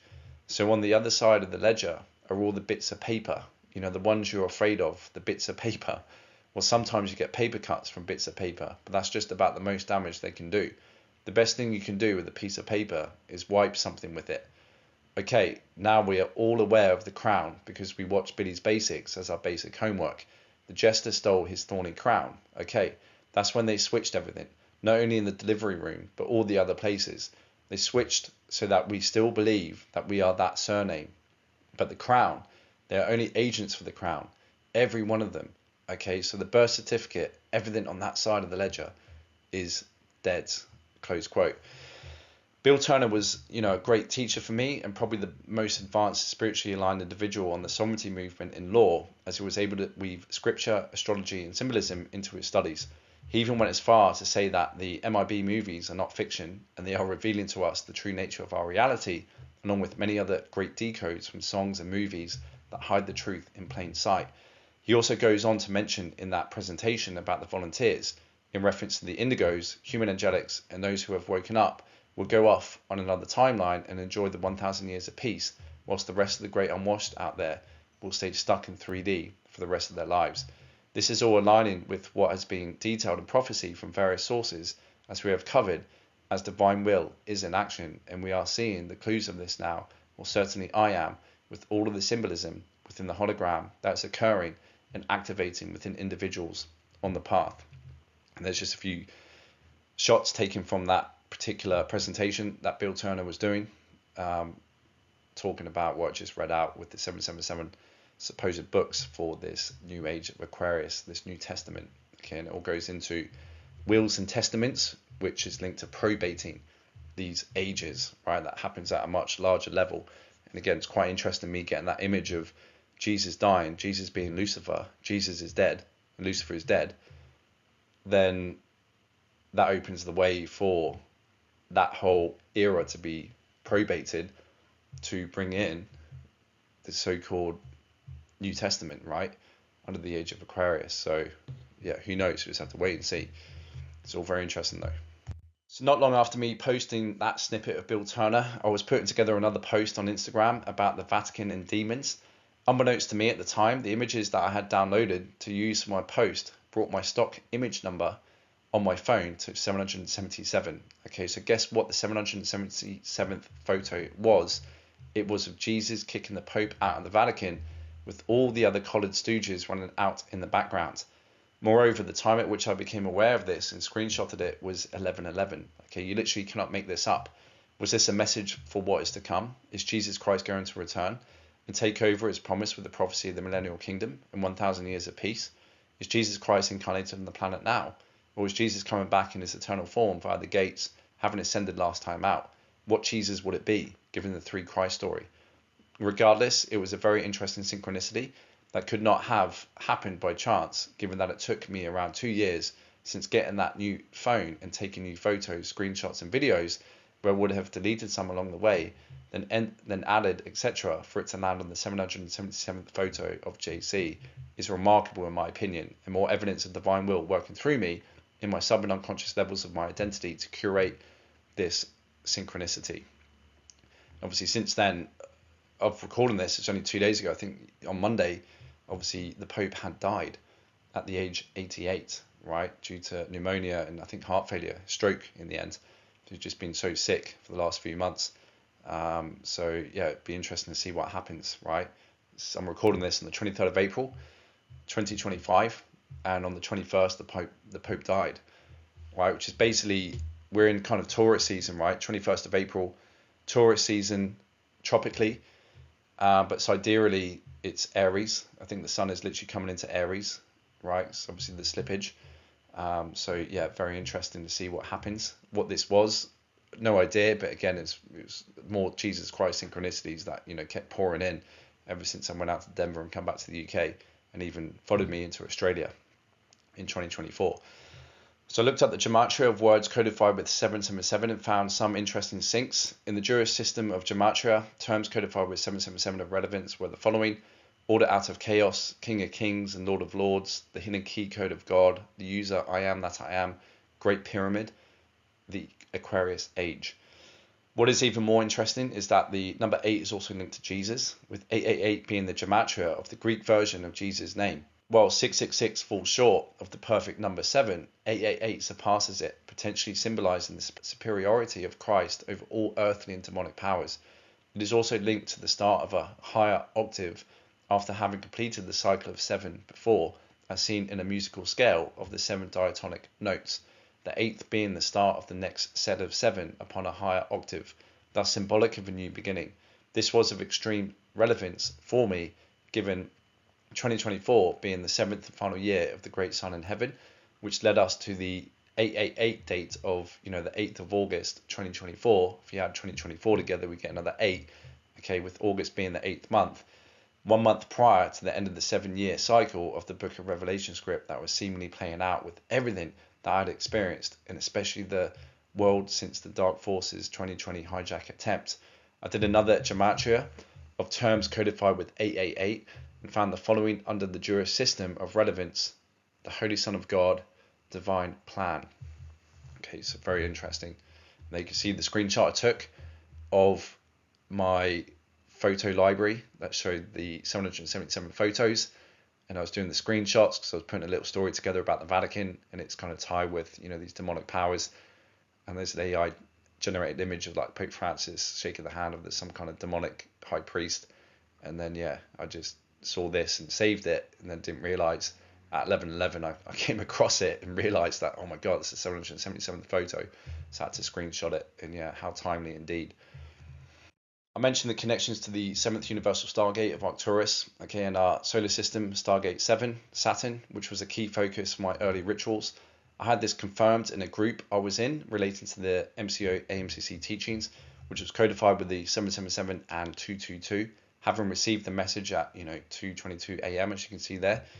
I was sharing a bit of my story and all of the 777s I'd been seeing out here in Australia, along with discovering a giant golden eagle graffiti artwork on the side of the building that had recently been done since my time back in the UK before returning again. The street names located near where this golden eagle was put were called Procyon Street and Sirius Street. Okay, there's the park as well. You got Mars Street there and a few other satellite streets. It's all very spacey, very cosmic. The woman thus confirmed it was linked into the 777 activations and the golden eagle A-pin that connected to Denver, UK and Australia, which was otherwise confirmation from the guardians of the grid activations taking place that I assisted with. So the photo I took of the eagle, okay, located near Procyon and Sirius Street, had a reference by the artist to scripture in the form of Isaiah 40, chapter 40, verses 30 and 31, which read, "Even the youths shall faint and be weary, and the young men shall utterly fall, but they that wait upon the Lord shall renew their strength. They shall mount up with wings as eagles. They shall run and not be weary, and they shall walk and not faint." I had a few memorable dream experiences in the year 2024 upon returning to Australia and between all of this discovery and symbolism that was going on. One dream I experienced passing through a portal where I demanifested and then remanifested on the other side. That happened automatically, like a subconscious function, where I just had this trust, but also a familiarity of the feeling of going through that as if I have memory of doing this before, someplace, somewhen. I had another interesting encounter with a guy who had a very powerful device that could manipulate the matter fields of the plane we were in using this device that looked like a tablet/iPad. As soon as he showed me how it works, there were beings coming after him to try and steal the device we were helping to prevent/defend. I also came across a presentation of a guy who decoded the New Testament Bible to show lots of mathematical sequences of sevens codified within this King James version of the Bible. He claims to have counted all of the words in that Bible and found the exact word count to come out to the sum equal of 7 to the power of 7, which is 823,543 words. He also counted other words such as Jesus Christ and saw that also shared a correspondence to the coding of 777. He applied this to other words also to deduct a common theme of sevens that had been mathematically encoded within the King James Version Bible. I know from research that from both sides of the camp of the Guardian races, with God, Source Eternal, and the Fallen Intruder races, especially with the Anu Elohim, there is an affinity to the number 7. With Arcturus being the 7th universal gate, Saturn being the 7th planet that plugs right into the Alpha and Omega Yahweh black hole wormhole system and into Phantom 7 Arcturus, and those parts of the grids in Arcturus on our side that are also coded to the full system. We have the 7 Jehovah's trumpet pulses and seals that also run in our body with the crucifixion implants. So it is interesting to see, looking through the lens of how Yahweh, Jehovah, and the modern Bible was heavily edited and codified to the fallen Anu Elohim races, that we also have this affinity to 7, which is also revered in the Kabbalah as being God's favorite number.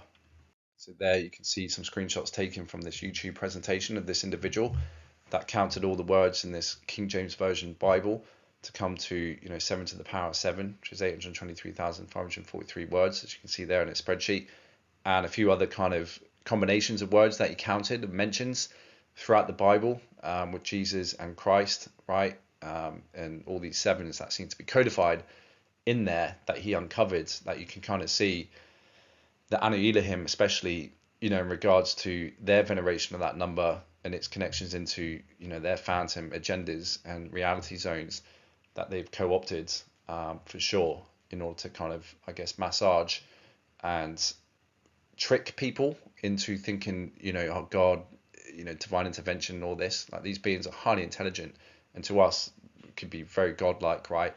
And being able to, put things together like this, but seeing obviously from the side of the MCO, MCC teachings with the 777 deity plane gates, the 777 internal eternal fold that's happening, and the, personal crux and zeta deity Christ style activations in my template, the flame body activations. I mean, you can't dismiss it. That kind of level of technicals, how can you make that up? You know what I mean? But anyway, you have to consider all of it. And could God, Source, First Eternal even have within the fallen angelics in some of these so-called edited Bibles the symbols and synchronicities of what is actually unfolding through divine will with the 777 failsafe? Absolutely yes. Okay, but it's just very interesting to see it come through the King James Version Bible, which, as we know, is kind of linked to the Protestant slant of the Weesadek, Green Dragon, Anunnaki, Anu Elohim lot.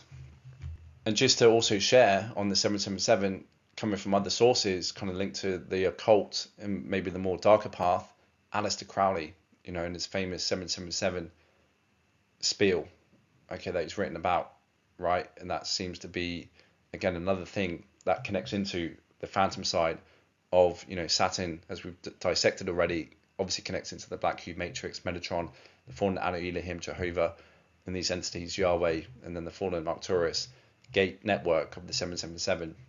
Okay, and what otherwise Aleister Crowley was a part of was definitely the more demonic, anti-Christic side of things. Okay, so very interesting to see how there's this kind of dichotomy between the different flavors. Like anything, right? A number is just a number at the end of the day, but what model and cosmogony and kind of ideology and information you plugging it into would, again, ultimately help form your belief. Okay, so it's kind of the energy you associate with any given symbol, primarily, especially when it comes to numbers, that is going to determine what kind of results you're going to get from that. So in April, I moved into a new rental in order to get my mum out of staying with her sister / my auntie's place, which positioned me in close proximity to a lot more people compared to where I was before, as it was part of a townhouse complex. I did this to provide my mother with more space and relaxing atmosphere for her remaining time here on this plane. I was slightly skeptical, though, as to her integrity with being body snatched and possessed, given her manifesting cancer in her body, which was purely a behavioural cause and not genetic, due to her unresolved trauma and neglect of her body over the years. I was beginning to see the patterns emerge of a compromised being who at times definitely had entities come through her. I noted during times of me feeling like I was riding good energy that were being run through me and the earth, she was really struggling, as if allergic and reacting to the energies. She started to appear more Saturn-like, with the skinny, feeble look about her and glazed eyes, as if only a thread of her soul was connected. There was no real soul urge to want to accept the challenge of healing and taking responsibility for the body by learning about holistic health and alternative treatments, being accountable and recognizing the habits that got her there in the first place, which to me is all signs of someone who is disconnected to their soul / higher self. There was a need to feed off the attention she would get from nurses and doctors that gave her an artificial sense of purpose and opportunity to validate her existence, and she used her condition to advantage to seek sympathy from others. Behaviors and even her voice would change at different times, especially at appointments where multiple personalities would come through that oftentimes left me and the doctors shocked with how strange she was. She would manipulate playing the victim and be very demanding, seeking sympathy and favours behind her condition in a very non-loving and manipulative way. Subtle comments and acts in front of doctors and family would make it appear like things were worse than they were, which put an unnecessary spotlight on me with how I cared for her. It was evident for me that entities were working through her and her family members and chipping away at my fields to create more discord and frustration for me. As Yasha stated, body snatching from black hole souls, especially the Fatali, who are fronting this at this time, can access your full cellular memory and be very good at disguising themselves within someone whom they had body snatched, until of course you see past the tinny nature of their love and niceties to be purely one of narcissistic manipulation tactics. She had stage 4 ovarian cancer, which manifested as a result of poor diet and lifestyle and lack of emotional intelligence, as the doctors did their tests and found that it was not genetically inherited. The main cause was the divorce she went through with my father many years ago, which she never released the toxic miasm from the whole ordeal. The spitefulness, hate and sense of victimhood she harbored toward my father poisoned her own body, where even in New German medicine they have detailed that cancer in the ovaries for women are related to unresolved relationship issues and divorce. Thoughts are things which lead to feelings that outpitch it into the body, which is our D2 emotional body.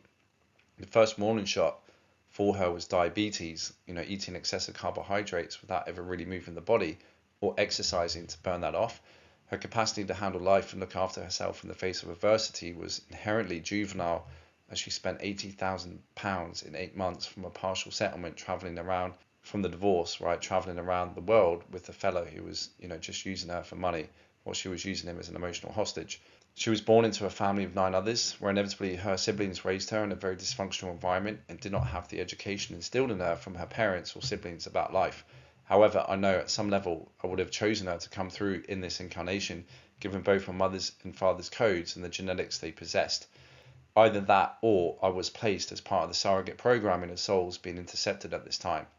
The beauty is, when you wake up and realise the true nature of what defines us and who we are, we can break these spells and conditioning that has everyone thinking their parents made them, thus removing the nails from the cross of obligations of being owned and beholden to them once you start to rise out of the noise and illusions of a very heavily programmed family. The reality is our parents only ever create the body in which our soul integrates with in a special marriage with the soul and the matter body. Knowing this removes ownership and makes the whole experience of bringing a soul into this world one of pure love and freedom, knowing that another being from God's source is coming to experience life, which you, as parents, have a huge responsibility to safeguard and nurture until they come back into full integration of who they are and their sole purpose for being here, releasing and supporting them on their mission, whilst enjoying the many benefits of family life. This also extends the realization of how we are all family and all connected to God's source and are all in this together. The insanity of the mentality of these epigenetic curses from mutated / mind-controlled families begetting more ignorant, irresponsible children just reiterates and highlights the very nature of how mutated humans and this earth have become. The main role of the indigos and starseeds here is to break this intergenerational curse, heal the miasms, and be that breakaway that is much needed in order to restore sanity in a world full of blank-slated and mutated humans. As always, we must have compassion, but also assertiveness and zero tolerance if those you call family show no signs of wanting to integrate the truth about spirit, the world, and creation. Heal what can be healed, release what can't. Your true family awaits, both on planet and amongst the stars, which your vibe will attract when you start to consciously shift and align your life with the truth. The situation I had moved into brought me into closer proximity to her family, where she was one of 9 other children in a very dysfunctional upbringing, where all of them were not aligned with the truth and went along to get along, having all been vaccinated and properly plugged into the matrix. Through her, I was exposed to more social interactions with them, which became an opportunity for these devils that possessed them and had their souls in their hands to chip away at my fields and things I was doing with whispers of dissent, with my work and so-called conspiracies I was spreading and judgments cast like daggers fired into my shields. Although my mother had not gotten vaccinated and would listen and agree to everything I was doing and researching over the years, there was absolutely no soul urge to want to study it herself and embody the change and be an advocate of the truth, as in being the change we wish to all see, and using our mind, mouth, and platform as an opportunity to help proliferate it, the truth. A false light bearer that still attracted the other resonant beings still plugged into the matrix. Australia in general, is a dense place, consciously speaking, in my opinion. Brisbane itself, when doing the etymology of the word and breaking down its syllables, translates to Briz, which is a Yiddish term for a circumcised penis, and Bane, which is another name for the devil. Thus, Brisbane means a circumcised devil. The energy that had now infiltrated my spheres due to being positioned with mum and her extended family meant there was a growing dissonance in energy that began to really frustrate me, especially with how she was handling the disease and how at times there were so many red flags of fatality entity working through her and lapping up the attention of all these appointments and having to be looked after 24/7 with all these honeys, darlings and sweethearts that had this substanceless and false empty encryption behind the words, like a penny being dropped in a tin, playing the victim, another key strategy for the fatality. This obviously ate away at my patience and energy, as living and caring for someone who hasn't taken the responsibility and wants to heal and look after themselves, taking advantage of that attention and letting a mutation of a disease define their lives is very discordant energy transference, especially for an empath like me, that it definitely was a real test of patience. It dragged me into the very twisted, backward Medtronic health industry and their hospitals that deliberately profits off of poisoning individuals whose modus operandi is keeping people sick, so they profit from the allopathic model of keeping people upright for longer with the disease.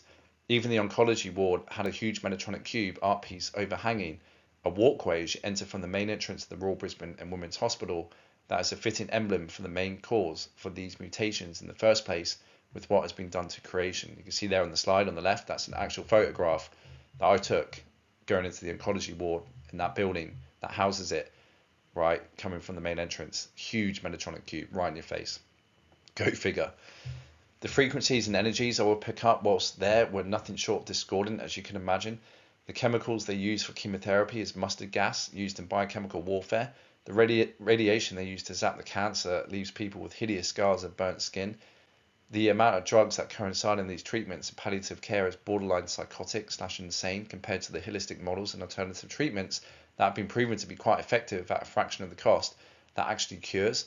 The nurses and doctors are complicit in aiding and abetting this fraud, who come across so nice and caring and feel so great about what they do, when deep down you can see straight through the BS and realize these people have to be borderline retarded and disconnected from any soul connection to have a clear conscience when perpetuating this poisoning of fellow humans and profit hunting from corrupt corporations.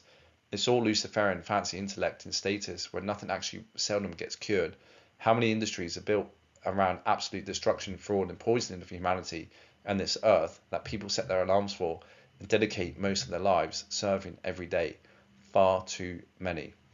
Ask any doctor, how many people have you cured? Ask any psychiatrist, how many people have you healed to make normal again? They won't be able to say. Hardly any. As Paracelsus quite aptly expressed in the Paragranum, his contempt of modern medicine during this time, he would be even more disgusted to see the state of the medicinal industry today, open quote. But the number of diseases that originates from some unknown cause causes is far greater than those that come from mechanical causes. And for such diseases, our physicians know no cure, because not knowing such causes, they cannot remove them. All they can prudently do is to observe the patient and make their guesses about his condition, and the patient may rest satisfied if the medicines administered to him do no serious harm and do not prevent his recovery. The best of our popular physicians are the ones that do the least harm, but unfortunately some poison their patients with mercury, others purge them or bleed them to death. There are some who have learned so much that their learning has driven all of their common sense, and there are others who care a great deal more for their own profit than for the health of their patients. A disease does not change its state to accommodate itself to the knowledge of the physician, but the physician should understand the causes of the disease. A physician should be a servant of nature and not her enemy. He should be able to guide and direct her in her struggle for life, and not throw, by his unreasonable interference, fresh obstacles in the way of recovery." Close quote. Modern medicine and the uneducated quackheads who like to defend it always mention how we are all living longer and life expectancy has increased, etc., when in reality humanity has never been any sicker, but they are able to still exist and remain upright with the disease thanks to modern medicine, allowing them all to live with the disease/chronic illness for longer. Paul Chek also reiterated this myopic viewpoint of how doctors who learn so much often miss the bigger picture, especially given how everything has been compartmentalized and specialized when it comes to treatment, where he states about these so-called specialists that, open quote, "these specialists end up knowing more and more about less and less until they know absolutely everything about nothing," close quote. A problem that doesn't take a genius to work out, especially given the context of the economics behind profit hunting and incentives for industries, but also when assessing the obvious genocidal agendas of the fallen angelic lot and their Illuminati Leviathan human minions that these practices are modelled off. There are absolutely no desire from my mother to want to study about spirituality and the nature of our soul, spirit, physical body connections as taught with the MCO AMCC teachings, which to me is revolutionary, and anyone possessing an organic connection to their soul would be led to studying and considering it for their personal development, evolution and ascension, like I had found with my own soul urge, especially for someone who is in the departure lounge and about to take one of the most important voyages of all that seldom few people invest any time in wanting to learn about.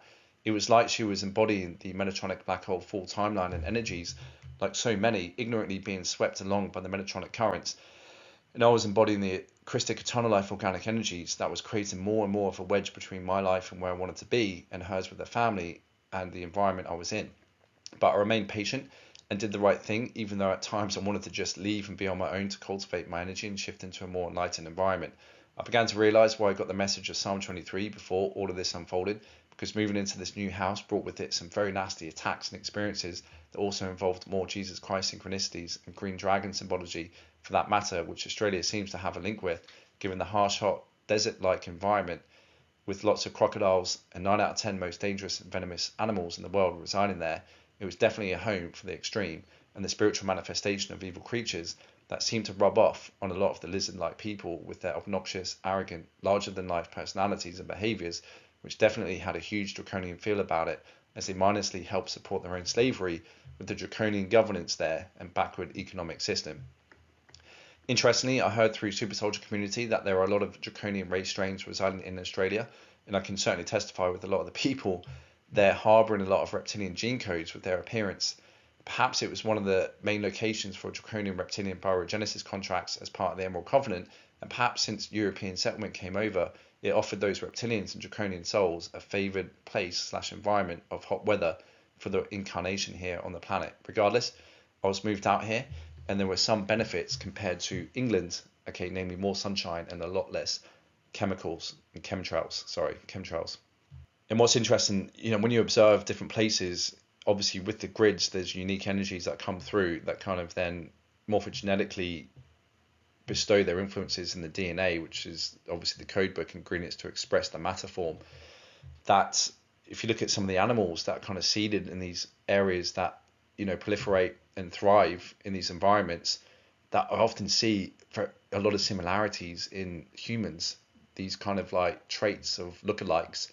So for instance, here in Australia you get wombats. You don't get wombats anywhere else in the world. You get obviously kangaroos here, and obviously there's a lot of reptiles, there's a lot more flora and fauna and animals that are kind of unique to this area.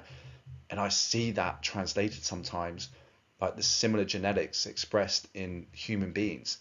in their expressions and their, how they appear. So it's very interesting to see this. Like that, Australia's just one example, but you go all across the world, you kind of see some of the native species only found in those locations, and some of the individuals that are kind of like have been brought up there for many generations are kind of like almost sharing this same gene code, which is so interesting to see how it all connects with like how much of these animals, we have within us with the gene code as well as other stellar races, and this concept of evolution with these animals, being spliced and kind of being a part of the humanoid form, across the cosmogenies we've discovered with like, bipedal dolphins. You've got the Lyrins, the Anahazi, which are feline. You have the Inuit people, the Caucasian, so it's like all these animals we see have at one point, and probably are, expressed genetically within our DNA that the human being acts like a kind of mask for, that otherwise subtly whispers for those with eyes to see, when you can, link the two and see the animal in the human, right? It's quite interesting. Even the behavioral characteristics of those animals you can see sometimes expressed in those human beings as well. So yeah, very interesting to kind of pick up on that. I've certainly have, for a very long time, in different places, but none more so than here in Australia, with individuals like wombats, joeys, kangaroos, snakes, and stuff like this, and lizards. You can certainly see the kind of characteristics on a personal, physical level as well as like character level sometimes too. So I'm gonna move on to my Typhon experience now. Okay, so the first few months of moving into the new place were met with a lot of ill energies, and again, knocks and frequency hits from bangs and thuds next door, coming from both neighbours. I really have no idea what this phenomenon is all about and how it manifests and what it is they are doing, but it's a theme that's followed me all over the world. And given the nature of possession, most of these people would not have a clue that something is pulling the strings or coming in for a joyride, unless, of course, they are human Illuminati agents or shape-shifting regressive races disguised as humans who know exactly what they are up to. We also have the grids here and black hole technologies that can target individuals with discordant energy, let alone black magic, which in my opinion is cut from the same cloth. I had enough experiences by this point when dealing with evil spirits that I knew I was being targeted by one quite powerful. From my experience in Bournemouth and what I encountered in Australia, I believe these evil spirits can work through many devices and reconstitute its energy to help reverse the currents and use it to target you. They can manipulate your template thoughts and make you feel like you've got gut rot, skin crawling, and can often excite dormant implants you may have, along with fungus and parasites in our system to, flare up, which all acts to help chip away at your fields and drain your energy, oftentimes leading to brain fog, fatigue, and loss of focus, and in extreme cases, death or mental illness. I knew I was dealing with something, and its origin being next door, with this spirit using the people and devices there, because they always leave their stamp, like a watermark within the hologram, like some form of signature of disclosure to let you know they are around and they have been responsible. Just like with my case at Cuthberger, where they tried to split my mind in two, I had a pop up on my computer, say Mind Hunter, then disappear one day, right, whilst I was getting attacked pretty heavily, along with various other subtle hints you would see within the hologram, which are all hallmarks of the presence of evil, which can range from paintings to songs you might hear by chance, graphics on products, and even the kind of animals you witness on your journey and near your home. Like with the black cat at Cuthberger, and the Night of the Demon popcorn, if you recollect, right, graphic on the box of popcorn maker I had discovered, and my old friend, getting in touch with me to send me a video of his open heart surgery not too long after he befriended me after not speaking for like 7 years, over 7 years, right, whilst I was going through my heart issues. So one day, after a pretty heavy week of ill energies and attacks, I was led to look outside and next door, where I saw a map placed over something in the line of sight that I knew immediately it was symbolic of this kind of Typhon-esque energy that was lurking around the place and having a probe at me. It was a picture of the Gruffalo, which is an evil creature out of a kid's book that takes the form of a demonic hog-like entity with horns. Typhon has also been associated with the hog in the Egyptian myths, and that was the encryption I was picking up on. Given the connections with the green dragon, Weesadek, Anunnaki, I'd been encountering, with Typhon also being linked to crocodiles and a green dragon. Again, never saw this before or after this event, as it was a unique message within the hologram of the subtle forces I was up against. What's more, it was autumn when this occurred, as Australia is in the southern hemisphere and the seasons are opposite to the northern hemisphere, wherein Scorpio would naturally be associated around this time if the zodiac had adjusted to suit. This may reveal how tropical astrology has more to do with the angles of the sun and planets relative to the Earth, given the Earth's orbit and axis tilt that brings forth the seasons, and these angular changes and forces inherent with those angles, if you rearrange the letters, of course they mean angels, and signs, regardless of whether you are in the northern or southern hemisphere. Typhon is associated with Scorpio, as we have covered, when Manly P. Hall writes, open quote, Typhon is often symbolized by a crocodile. Sometimes his body is a combination of crocodile and hog. Isis stands for knowledge and wisdom, and according to Plutarch, the word Typhon means insolence and pride.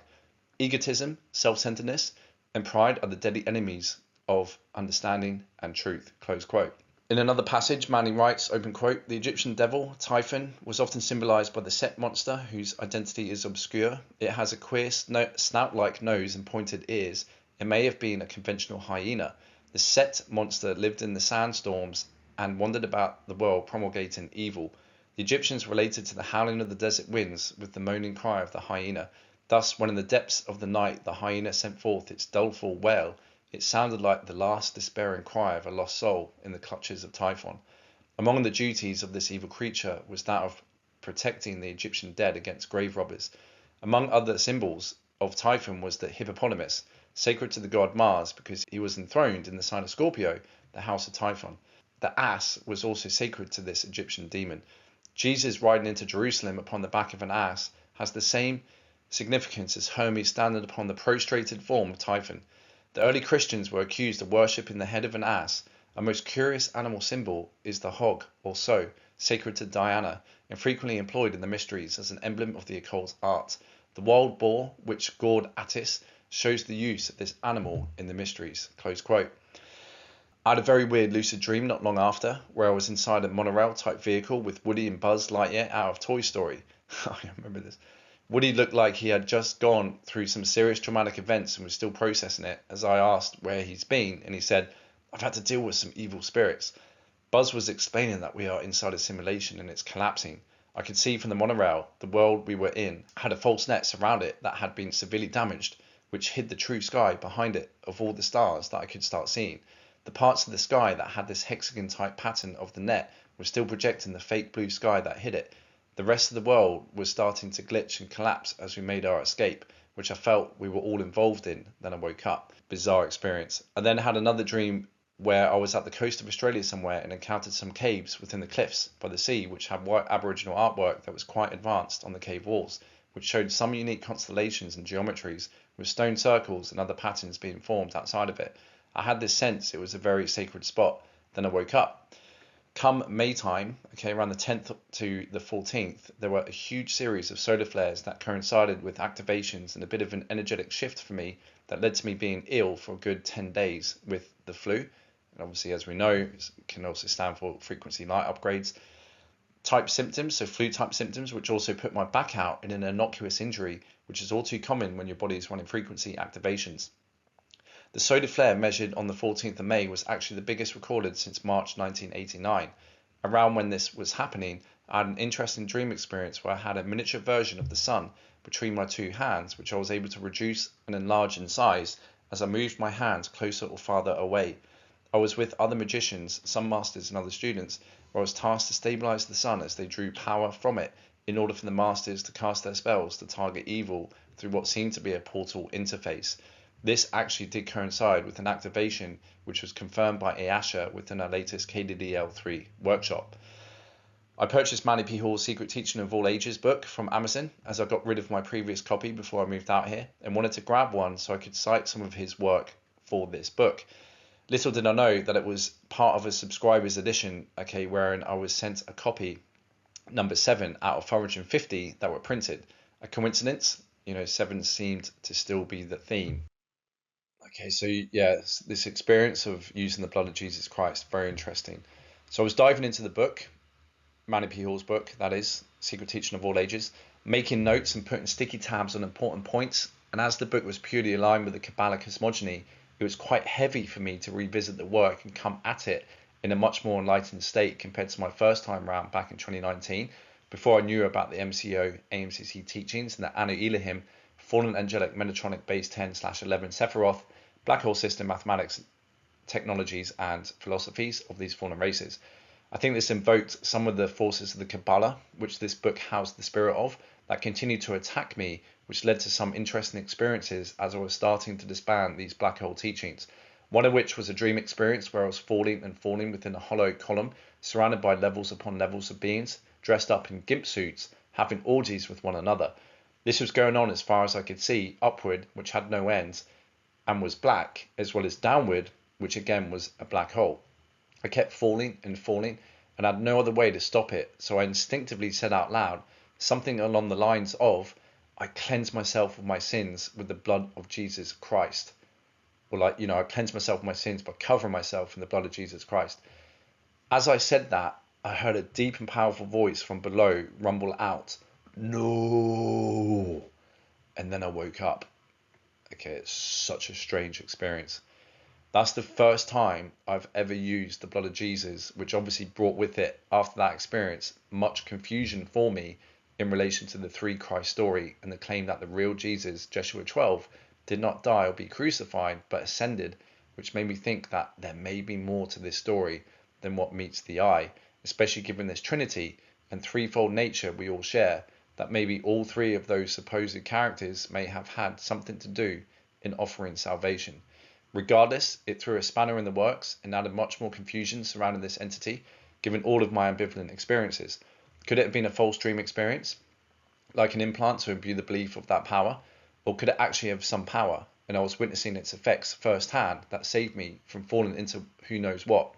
Just like with my experience of using Jesus Christ's name, it helped me on a few occasions, and there seemed to be those times that I knew I needed to use it compared to others, which this time I just knew the only thing left to get me out of this predicament of falling in this weird dream experience, right, was using the blood.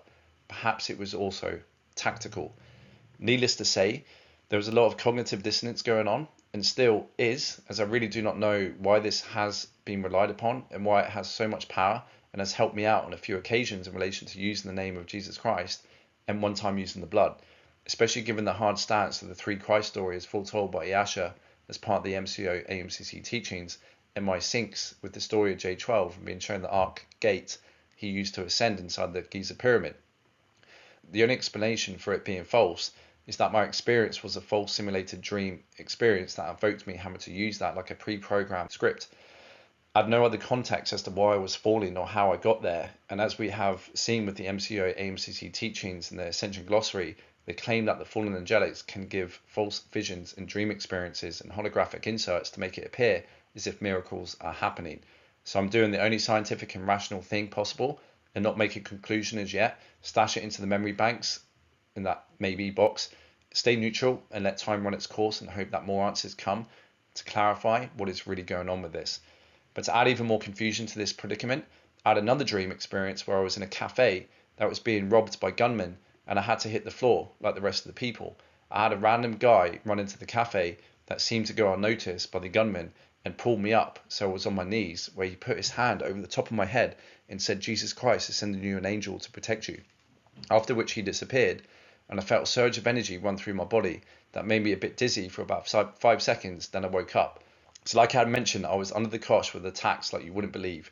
Every night and most days, just these pernicious demonic frequencies that I could not really relinquish, but just push through in my stubborn ways of resilience that I had formed when trying to cope in the face of adversity. Again, I've had no drastic or noticeable improvement since that event that would imply I was sent an angel to protect me. Most of these experiences are very abstract, that are lacking context, which is key in interpretations.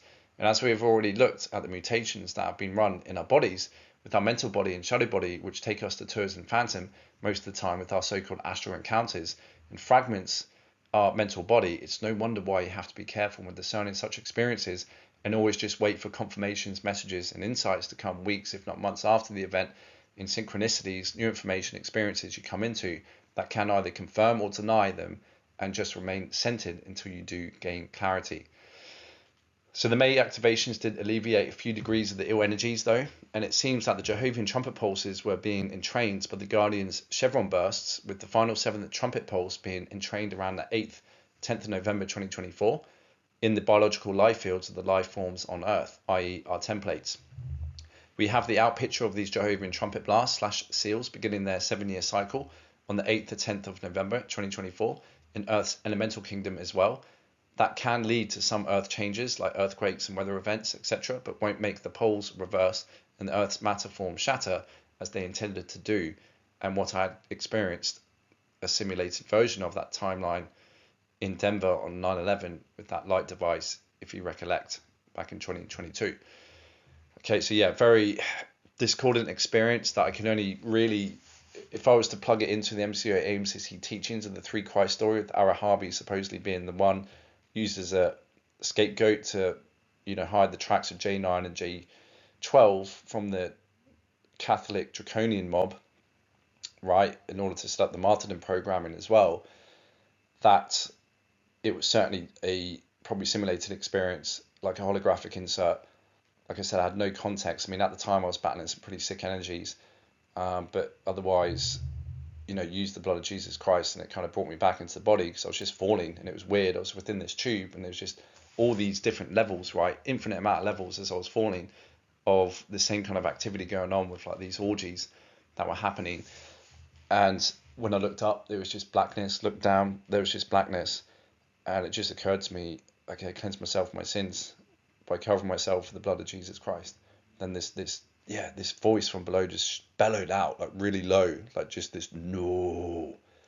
And so the only way I can plug it into like an actual technology or tactic that was used to help offer a tool for us to rely on to, maybe pave the way of us getting out of here, was when looking at how Jesus, as we've dissected, is connected into Jupiter domiciling in Pisces, the sun being in the age of Pisces, right, and how the New Testament is basically depicting that as an allegory for the astrotheology of the grand procession of the ages and what's going on there with the planets assigned in the astrological wheel and that model, but also on the biological level and how the ecliptic runs through us and what Jupiter is connected into with the liver, and how some paintings show Jesus on the cross being stabbed in the side where the liver is, which to me, obviously, when you understand that concept of Jesus dying for our sins, well, the liver dies for our sins day in, day out by getting rid of what? The toxins that are in our blood. Our body, it's the chief detoxification organ in our body, and it's the only organ that can lose almost 90% of its cells, but actually regenerate itself and regrow itself anew. It's truly remarkable compared to any other organ in our body, and it has that very special quality, and it certainly does cleanse us of our sins, like alcohol, for instance, okay, or any other toxins that we have through junk food and stuff like this, that it's there cleansing us. So I'm just, the only way I can plug it into it being an actual feasible tool that we can rely upon, that was probably maybe done to appease this kind of trinity, right, of the mind, the body, the spirit, and the soul, that the three Christ story, they might have all had one, a part to play in this kind of trinity. There's not just, one man who, did what he did with the kind of gene code, the DNA and the Stargates and the Templar quest, but there could be other processes that were appeased in this whole kind of Christ drama.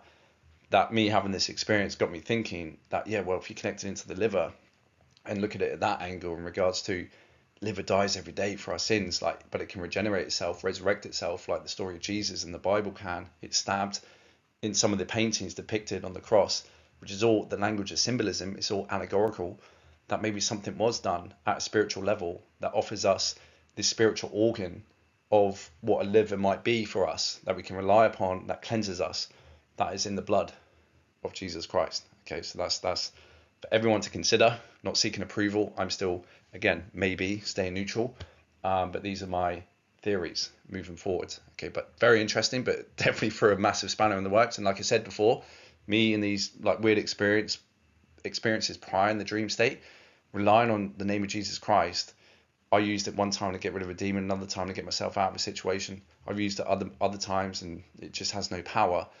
Why not use it, right? Why not use it? Okay, if it gets you out of weird situations, even if it is simulated, use it basically. That's what I'm trying to say. Don't just, it's there, might as well use it, okay, to get ourselves out of precarious situations. So we said that Green Dragons and Cassius the Croc. So this is quite interesting. I was like a life support, so I write in my book, I was like a life support machine to my mother. Without my presence and help, she would not have made it through as long as she had by this point since diagnosis. She pulled through the worst, and my bleeding heart stuck around and endured the telltale signs of her being under the influence of God knows what, given all the big pharma medication she was on. She made it to her birthday, where she got given an interesting ornament by her sister, which for me symbolised and confirmed my suspicions of entities working through her and the kind of forces here in Australia. The gift was a green dragon, which had its snout behind the wing spot of a female human angelic figure. I consciously worked to try and disband these influences for her and in the house, but it was hard just given the compromised nature of my mother and how weak and vulnerable she was, especially given her lack of awareness of spiritual techniques and practices to help bolster defenses, which goes into the whole awareness of how the world system is set up, including with Big Pharma and the allopathic model, which chemotherapy is a part of this mockery of modern medicine that just poisons the body when they have cures and technologies locked away that aren't so invasive, which is all designed to weaken the individual and harvest their energy, as we know. Later in November, which is again, Scorpio season, I got hit with 2 days of pretty intense energy as the new moon occulted Antares in Scorpio. I'd always keep an eye on the moon's transit, and whenever it was entering Scorpio, especially around new and full moon phases, as these orbs act to channel and amplify the signs and forces residing behind them like a portal. This is when I saw an article published by BBC News about a giant crocodile who had recently passed away, named Cassius, who was also claimed to be one of the oldest crocodiles ever recorded in captivity. I then had an interesting dream that night of a giant crocodile, Cassius, being lowered down by a crane inside this huge Jurassic-type enclosure, with many men and personnel on the ground with ropes and on top of the sling, where the crocodile was as it was being lowered. I remember seeing that they hadn't taped the mouth shut, and it was gaping open, as you often see crocodiles do. The harness on it wasn't that tight either, and I remember thinking the guys there are in a pretty dangerous position, as the croc could easily turn and wiggle free and bite them. As it got lowered to the ground, the croc moved forward, but then started to attack people. It didn't bite them, but it was whipping them away with its powerful tail. I then saw it shapeshift into a T-Rex, where it was able to get around a lot quicker, where it was continuing to swat these people like flies with its tail and its head. Weirdly, again, not biting people, but preferring to whack them. I then have this weird encounter with it around a giant tree, where I was all of a sudden merged with a girl who I went to school with, whose last name was Green, where it was trying to get to us, okay, but we would move as it moved, so it couldn't really get to us, but now and again we would catch each other's eye as we peer around to see where we were in relation to each other and the tree. It was very creepy, and I could tell the T-Rex/croc was very intelligent. This girl, I had a series of dreams over 2 to 3 months where we would interact with her, bringing me messages of what seemed like how we were meant to be together in this life, or could have been together, and there was some regret on her part playing out. Astonishingly, not long after these dream experiences, I noticed that my social media account had started to follow her account without me actually doing anything. I had not been connected to her for years, nor even thinking of her that may have triggered these experiences. Her last name was Green, and it was otherwise all timely coinciding with this theme of a green dragon I was experiencing. Perhaps we were connected on some level, and due to certain circumstances that unfolded, we did not come together on this plane, which the regret was starting to echo and reveal itself. From that weird encounter around the tree with this T-Rex, I then quickly shifted to another dream experience where I was inside this manor house amidst a battle with 3 others and a dragon. There were 3 people toward the front of the house battling and starving off the dragon, whilst I was in one of the rooms that looked like a dining hall where a magic spell had been conducted, and we were waiting for the results. It's like we were summoning something. There was a piece of paper on one of the tables that I know we were waiting for the spell to work to give us what we needed. I could hear the battle raging, with fire and things being destroyed out front. I then see the spell had worked and rush over to the piece of paper as things were being written on it and drawn. I took note of a few words which said God, dragon and diabetes, oddly enough. With more writings I could not remember alongside drawings of some glyphs and stars. This immediately prompted the dragon's attention on me, where it was starting to come around the side of the house. I yelled out to the guys at the front, it was 2 girls and 1 other guy, to come in as the spell had worked and we got what we wanted. The house had windows all along the side of where the gardens were. I call it a house, it was more like a castle/old style mansion. I retreated further back into the mansion, which had 3 or 4 large rooms in a rectangle type plot, each room having a doorway and wall that helped serve as an obstruction between me and the line of sight of the dragon. As it came around, We initially locked eyes where the dragon looked pretty sinister and had a deep reddish purple tint to the colour of its scales, which is like maroon-like. It had a very malevolent encryption to it and was obviously interested in the piece of paper I possessed, so I was trying my best to remain hidden. The others rushed in to join me, where I found a door that led us to an enclosed section of the mansion on the other side to where the dragon was. This section was a very small outside courtyard shaped in a circle that was protected by the walls of the mansion and a column tower that had no ceiling to it, akin to a giant open chimney so we could see the sky. We were still panicking a bit as we knew the dragon could easily come up on the roof and get us from the top. Time was of the essence. The other guy said that there is a secret passageway here somewhere. He pulled one of the statues that was on a ledge recess in the wall, which revealed a handle with the dump chute you would see in hotels for laundry, but a lot bigger. Me and the two other girls climbed in, and the other guy tried, but there wasn't enough space, so we leant forward so the bucket tipped to drop us down the chute. The chute was pitch black. We fell for a short time, then hit a pile of something that broke our fall. I ended up with my legs buried in what felt like pebbles or stones mixed with coins. One of the girls said, "What is it?" in reference to what we fell on. All of a sudden, the place we fell into slowly lit up and came into view. We were in a giant cave with countless amounts of gold coins, bars, and rare gems, with magical items as far as I could see. There were these orange giant fiery marbles I remember picking up that filled the palm of my hands like a crystal ball that were right next to me.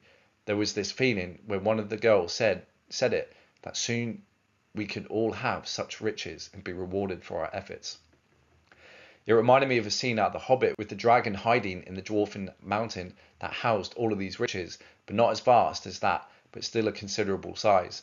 I wonder whether it had something to do with the dragon. Okay, was that dragon guarding it, or was it trying to get to it? The dragon certainly personified pure evil and looked like it possessed very powerful black magic abilities. What that piece of paper was, I have no idea. It was obviously important though. I woke up after seeing this cave and just thinking about how mutated and suppressed this life really is, with the pure magic and aliveness of the higher realms that do exist. We really have been hexed, captured and inserted into a magicless 666 carbon-based prison that has cut us off from the magic that flows throughout creation we often experience in dreams. Okay, so there you can see on the slide the image of the ornament that was gifted to my mum for her birthday, that otherwise kind of like was saying to me that, yeah, she has an entity working through her in the form of this green dragon, right? And then there's that article of Cassius the Croc that invoked this dream experience that I've just outlined and described. So very fluid, like I said, when these things happen, sometimes very fluid between the waking states and the dream states. Some things can happen in the dream states and they outpitch in the waking state and vice versa, right? And it was a big croc, 5.5 meters long, 18 foot long. That's 110 years old, ancient. So Jesus Alhumbra shield host. So I did a little bit more digging about what is going on with, Jesus Christ according to the MCO AMCC teachings, as I thought he is meant to be back around this time. I heard previously that he was working with the Galactic Federation to try and resolve his twin, Mary, who had taken on the fallen codes by being married off to J9 last time during the Christ period, but there was no other updates in regards to the evolution of this story. I came across a passage in a PDF titled Cosmos is Watching, and Always Will Be, the Dance of Lila, the Pillar of Peace and the Bridge Across Forever 2012, that had this section already highlighted in the download I received, so I stumbled across it, where it read, open quote, "There's one neat little thing, I don't know why they want me to tell you this now, because I thought we were going to talk about that more tomorrow." This is Yasha Ashiana speaking. "It's been apparent for a while, like for a number of years, that certain people from the Jesh period were reincarnated here and all of that kind of stuff. And we thought, okay, well, where is, J12? Is he coming back? And the last we heard, he had two, children that were born. Now you need to remember too, with children and when you're walking, you're doing high indigo. There's a walk-in period that has to occur where you have a smaller aspect of self that comes in, and then there's a period where the walk-in of the full identity occurs. What has happened since then, the third one was never born because things in the drama went bad. The two that were born dark-flowered before, the crowd groans, yeah, and that is another reason why they activated the failsafe back in August of 2011. So where did Jesh go, right? Because he was supposed to come back, in those three pieces, but to hold frequency on the planet. And they've only recently let me know this as far as being back in body, is being back in body of the shield, because actually that is the entity. On the one level, his name is Sananda, and there's levels above that. but that identity is actually running the failsafe. So he's very, very much with us in presence and in field. And it's not, before it would have been like 3 different pieces, they're diffused a bit, the frequencies are still coming on planet.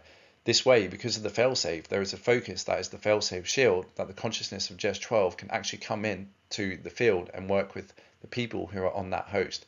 So he is one of the main ones running the Alhumbhra host. So they just wanted me to let you know that. J9 is actually incarnate, and we know who that is, but it's not anything that's important. And it is a problematic situation, right, as it was back then. And that's all right. Problems do tend to work themselves out with the Christ, and especially when the failsafe is activated. So we don't have to worry about that.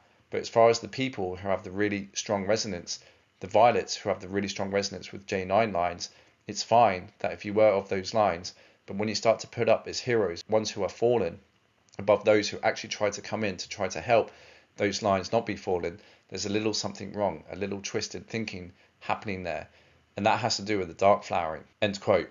So it's quite interesting to see that, there was a plan for him to incarnate on planet, but as a result of, the dark flowering, he couldn't, but he's otherwise hanging out in a much higher form, which is kind of governing and being a part of this Alhumbra shield, okay, which is this whole consciousness collective of energies being anchored into the grids of the earth to allow for the safe passages to be open and people to align themselves with that and clear the distortions to allow that to happen. So I carry on and write. One morning I dropped my mother off for her scans, and as I reversed I almost ran into a van that passed behind me, where I saw in the rearview mirror a graphic of Jesus Christ. It turned out to be a Christian van that had 777 on the license plate, so I had to head over to where they parked and get evidence of this synchronistic moment. There you can see on the slide images of this, again 777s. So it is interesting to read that JC is hanging out in a much larger identity and consciousness field that is linked to the Alhumbra failsafe host of the 777 coding that I have been seeing, that he certainly may have been influencing with some of these synchronicities to get through to me his guidance and presence during these times. Whether he will still make an appearance, we would have to wait and see. The signs I've received suggest it might be a possibility. Think about, the 777th photo of him kicking out the Pope. I mean, again, that might have been him on an energetic level. He just recently died. Maybe that's symbolic language again. Who knows? Have to wait and see. She goes on to explain the current drama that is unfolding, Iasha, that is, and the nature of the failsafe and why it was triggered, open quote. And it's almost like, all right, the balance is almost close to 0 point. It's enough. Let it go that far, and then we can fix the whole thing. So I do believe that's why they've let certain dramas go way too far, in my opinion. But that's just my opinion, right? I'm sure once I'm up at that level, I feel fine about it.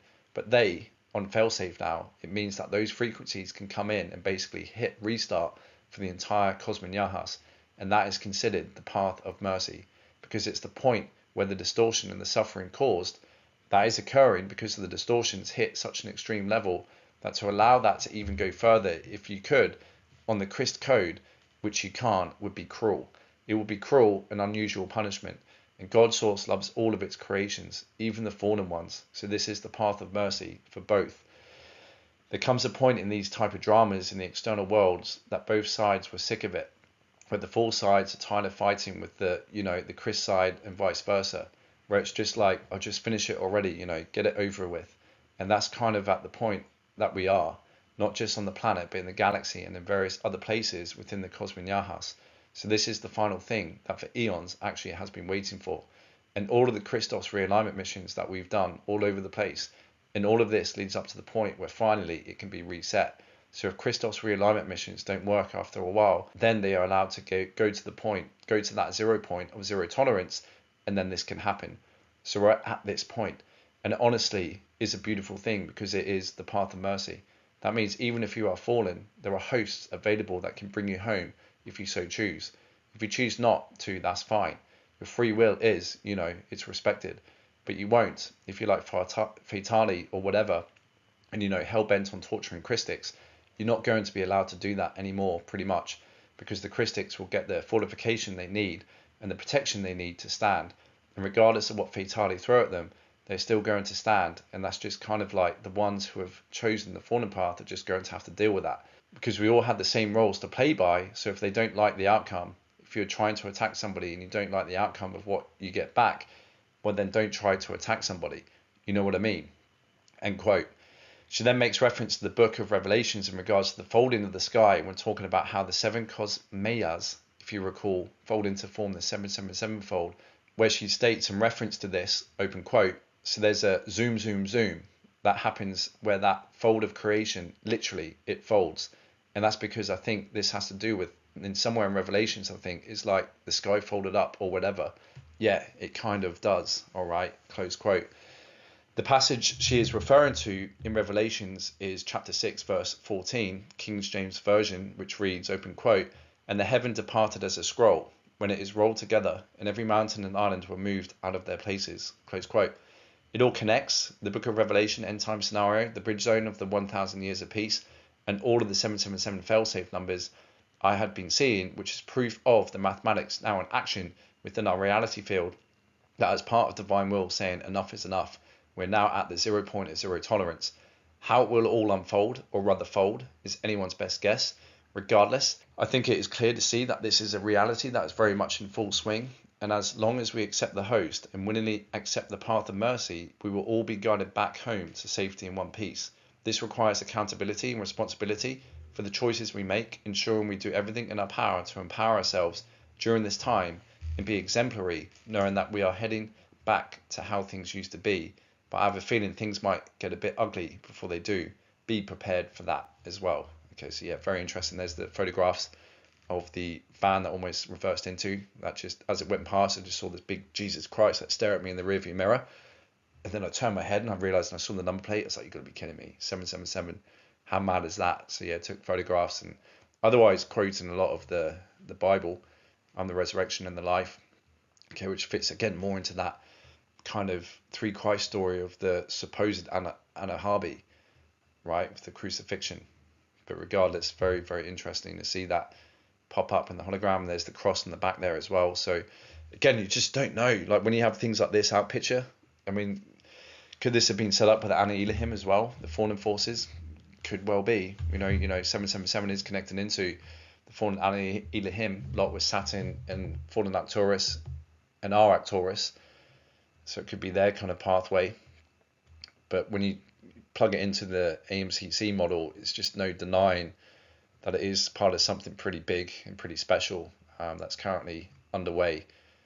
But it seems to be like a blend of both in there, which is quite interesting. So yeah, jury's out for me, but like I said, just have to wait and see as time unfolds. But there's definitely something happening, which for me is definitely more positive.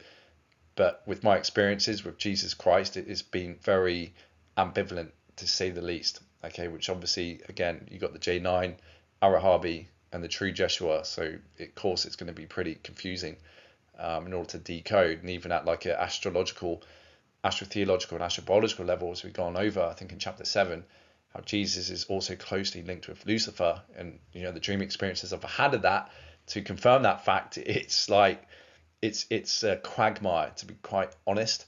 So it's just like I said, just waiting, biding time, waiting to see what happens, and considering it all, but not jumping to conclusions.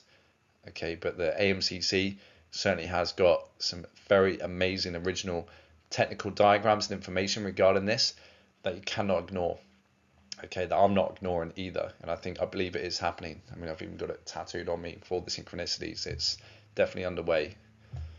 So I had another interesting dream experience around September 2024, where I was with some people helping me to search for my spaceship that had crashed. A woman gave me this device which projected a mini 3D holographic map of the area and was a compass to direct me to where my ship was. I then woke up. Interestingly, a few days later, I stumbled upon another sync of sevens inside Pierce Abach's book, Holographic Culture, on page 13, where lyrics to the song Come Sail Away by Styx was referenced, where it talks about spaceships and angels. I noticed the release date of the album titled Grand Illusion was on the 7th of the 7th, 77, okay, which is obviously 7th of July, 1977, as you can see there, snapshot, and the lyrics there, all suggesting UFO, angelic sailors, which is obviously all part of Pierce Abach's research in scafology with his book Holographic Culture. So the good news is, from everything I have experienced and all of the new knowledge I've come into, I think it is safe to say that we are going through a positive transition, a great cosmic reset, where we have so much to look forward to. Everyone has played their part, whether consciously and or unconsciously, And even after everything I've been through, with many tests and tough times, there has been one underlying constant: love and the desire to go back to organic, eternal life, authentic creation in my organic, eternal, authentic self, who still has so much love for creation and the endless possibilities and experiences to enjoy. But at the same time, because I've gone through so much suffering and pain, I'm almost at the point of just being glad it will be all over and done with at some point, with part of me wanting to contribute toward causing maximum damage to the fallen race lines and their reality fields that I'm willing to sacrifice myself for, and return as space dust if it can be achieved due to my sense of injustice and wanting to deliver retribution. But I feel that is the path they probably want some of us to take, that would drag us with them. Instead, we must raise our spirits and turn our heads back to the loving eternal embrace of the failsafe and God source first eternal, knowing that justice will be served and dealt as it all folds and unfolds. The best we can do is just stand with the Christ and assist in anchoring this bridge back to everlasting joy. I'm sure this time will provide many a platform and opportunity for many beings to also level up, as it were, within their own soul evolution when assisting in going through a grand reset like this. Even Ayasha does not know what it will be like with this failsafe reset, as not many a soul has been through one before, but no doubt they are here. So being faced with adversity is an opportunity to grow, being faced with the possibility of falling, but knowing you can never exist outside of God's source also lends its solace, especially when you have done your best to assist in the mission. I'm sure those in the path of service for others will be guided and rewarded for their efforts.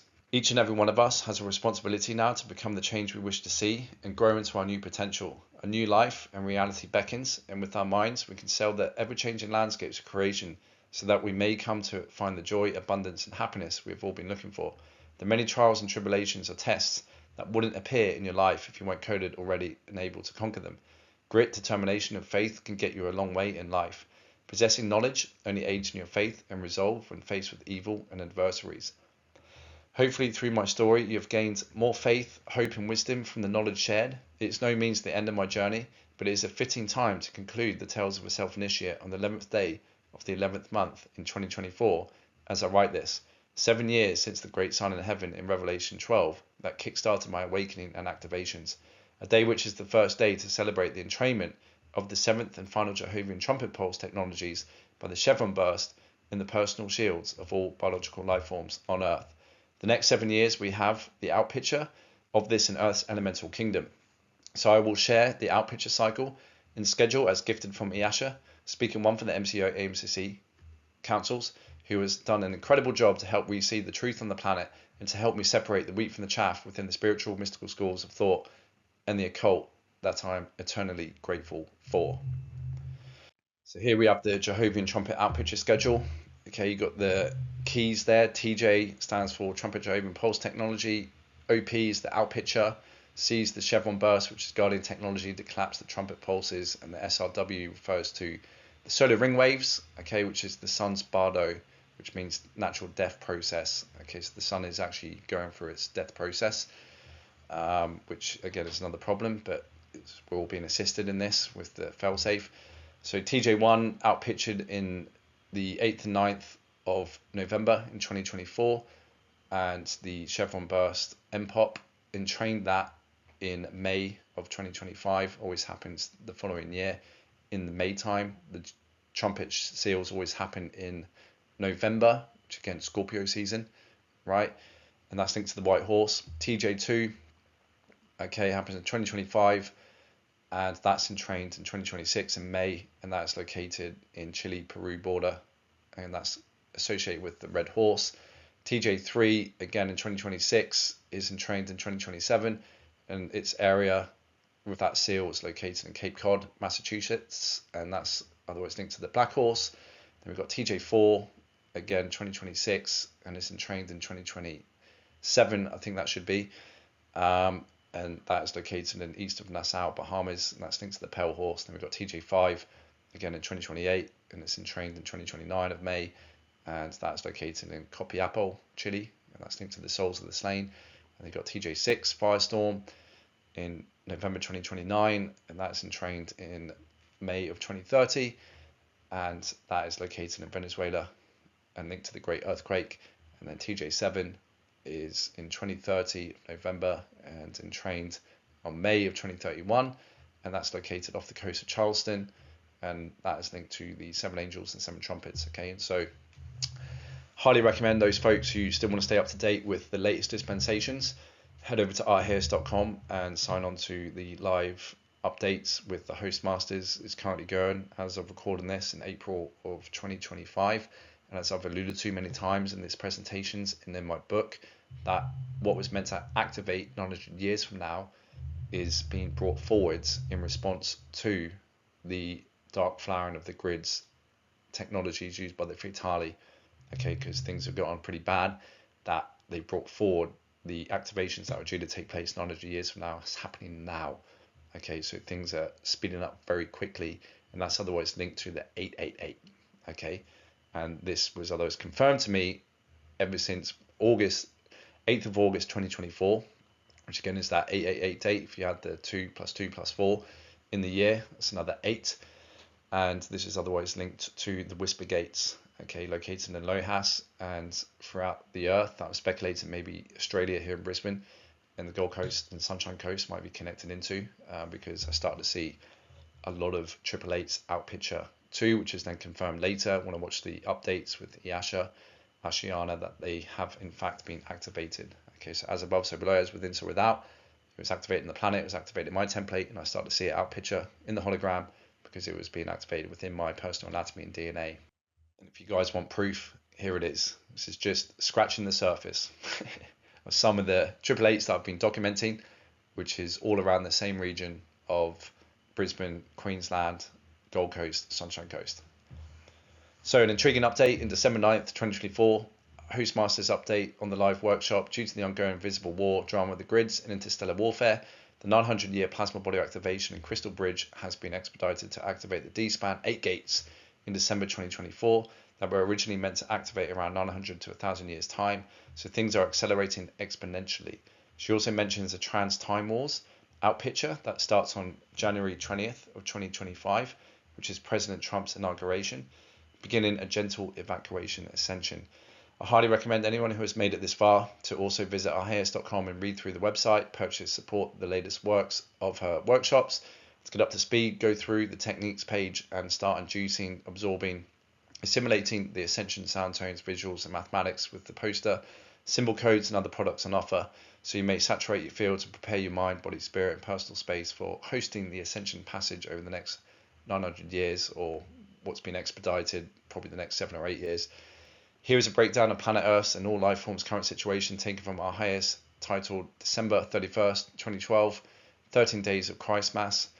Okay, life after Earth. I won't go through this, guys, because it's otherwise posted on our website that you folks can go through in your own time. Okay, but otherwise has some very interesting information in there, which is kind of summarizing the drama, especially in this latter phase of the invisible war and what is activating and what is happening and what we can expect going forward. And I'll just make a little comment on this because it does mention a few salient topics that we've covered, and I'm just going to read this out with what I comment on it. So go and read that and come back if you want. It obviously put it into context what I'm referring to. But again, I write, we can see how the Alpha and Omega is referenced with the fallen gate systems and the Fritali, which we see referenced toward the end of the book of Revelation, when Jesus Christ refers to himself as the Alpha and Omega in chapter 22, verse 12, being the root and offspring of David and the bright morning star, which is in reference to Venus and the inverted pentagram orbit that no doubt somehow connects to this fallen gate system of the black hole phantom matrices. If we recall, House of David is linked to Joshua 9 and the House of Solomon to Joshua 12, supposedly. I encourage everyone here who is a true seeker, dreamer, visionary and fellow, aspiring sovereign star, rider, traveller to continue studying, continue bettering yourself and continue the great work so you may become a walking vessel, pyramid, bridge, lighthouse and gateway to help assist others on their journey when the time comes. In the meantime, always stay a student of life, always stay young at heart, which houses our inner child spirit of wonderment, imagination and curiosity. Stay strong, be loyal to yourself and know that God's source loves you, the guardians love you, and I love you. And I wish you all the best on your journey and bon voyage.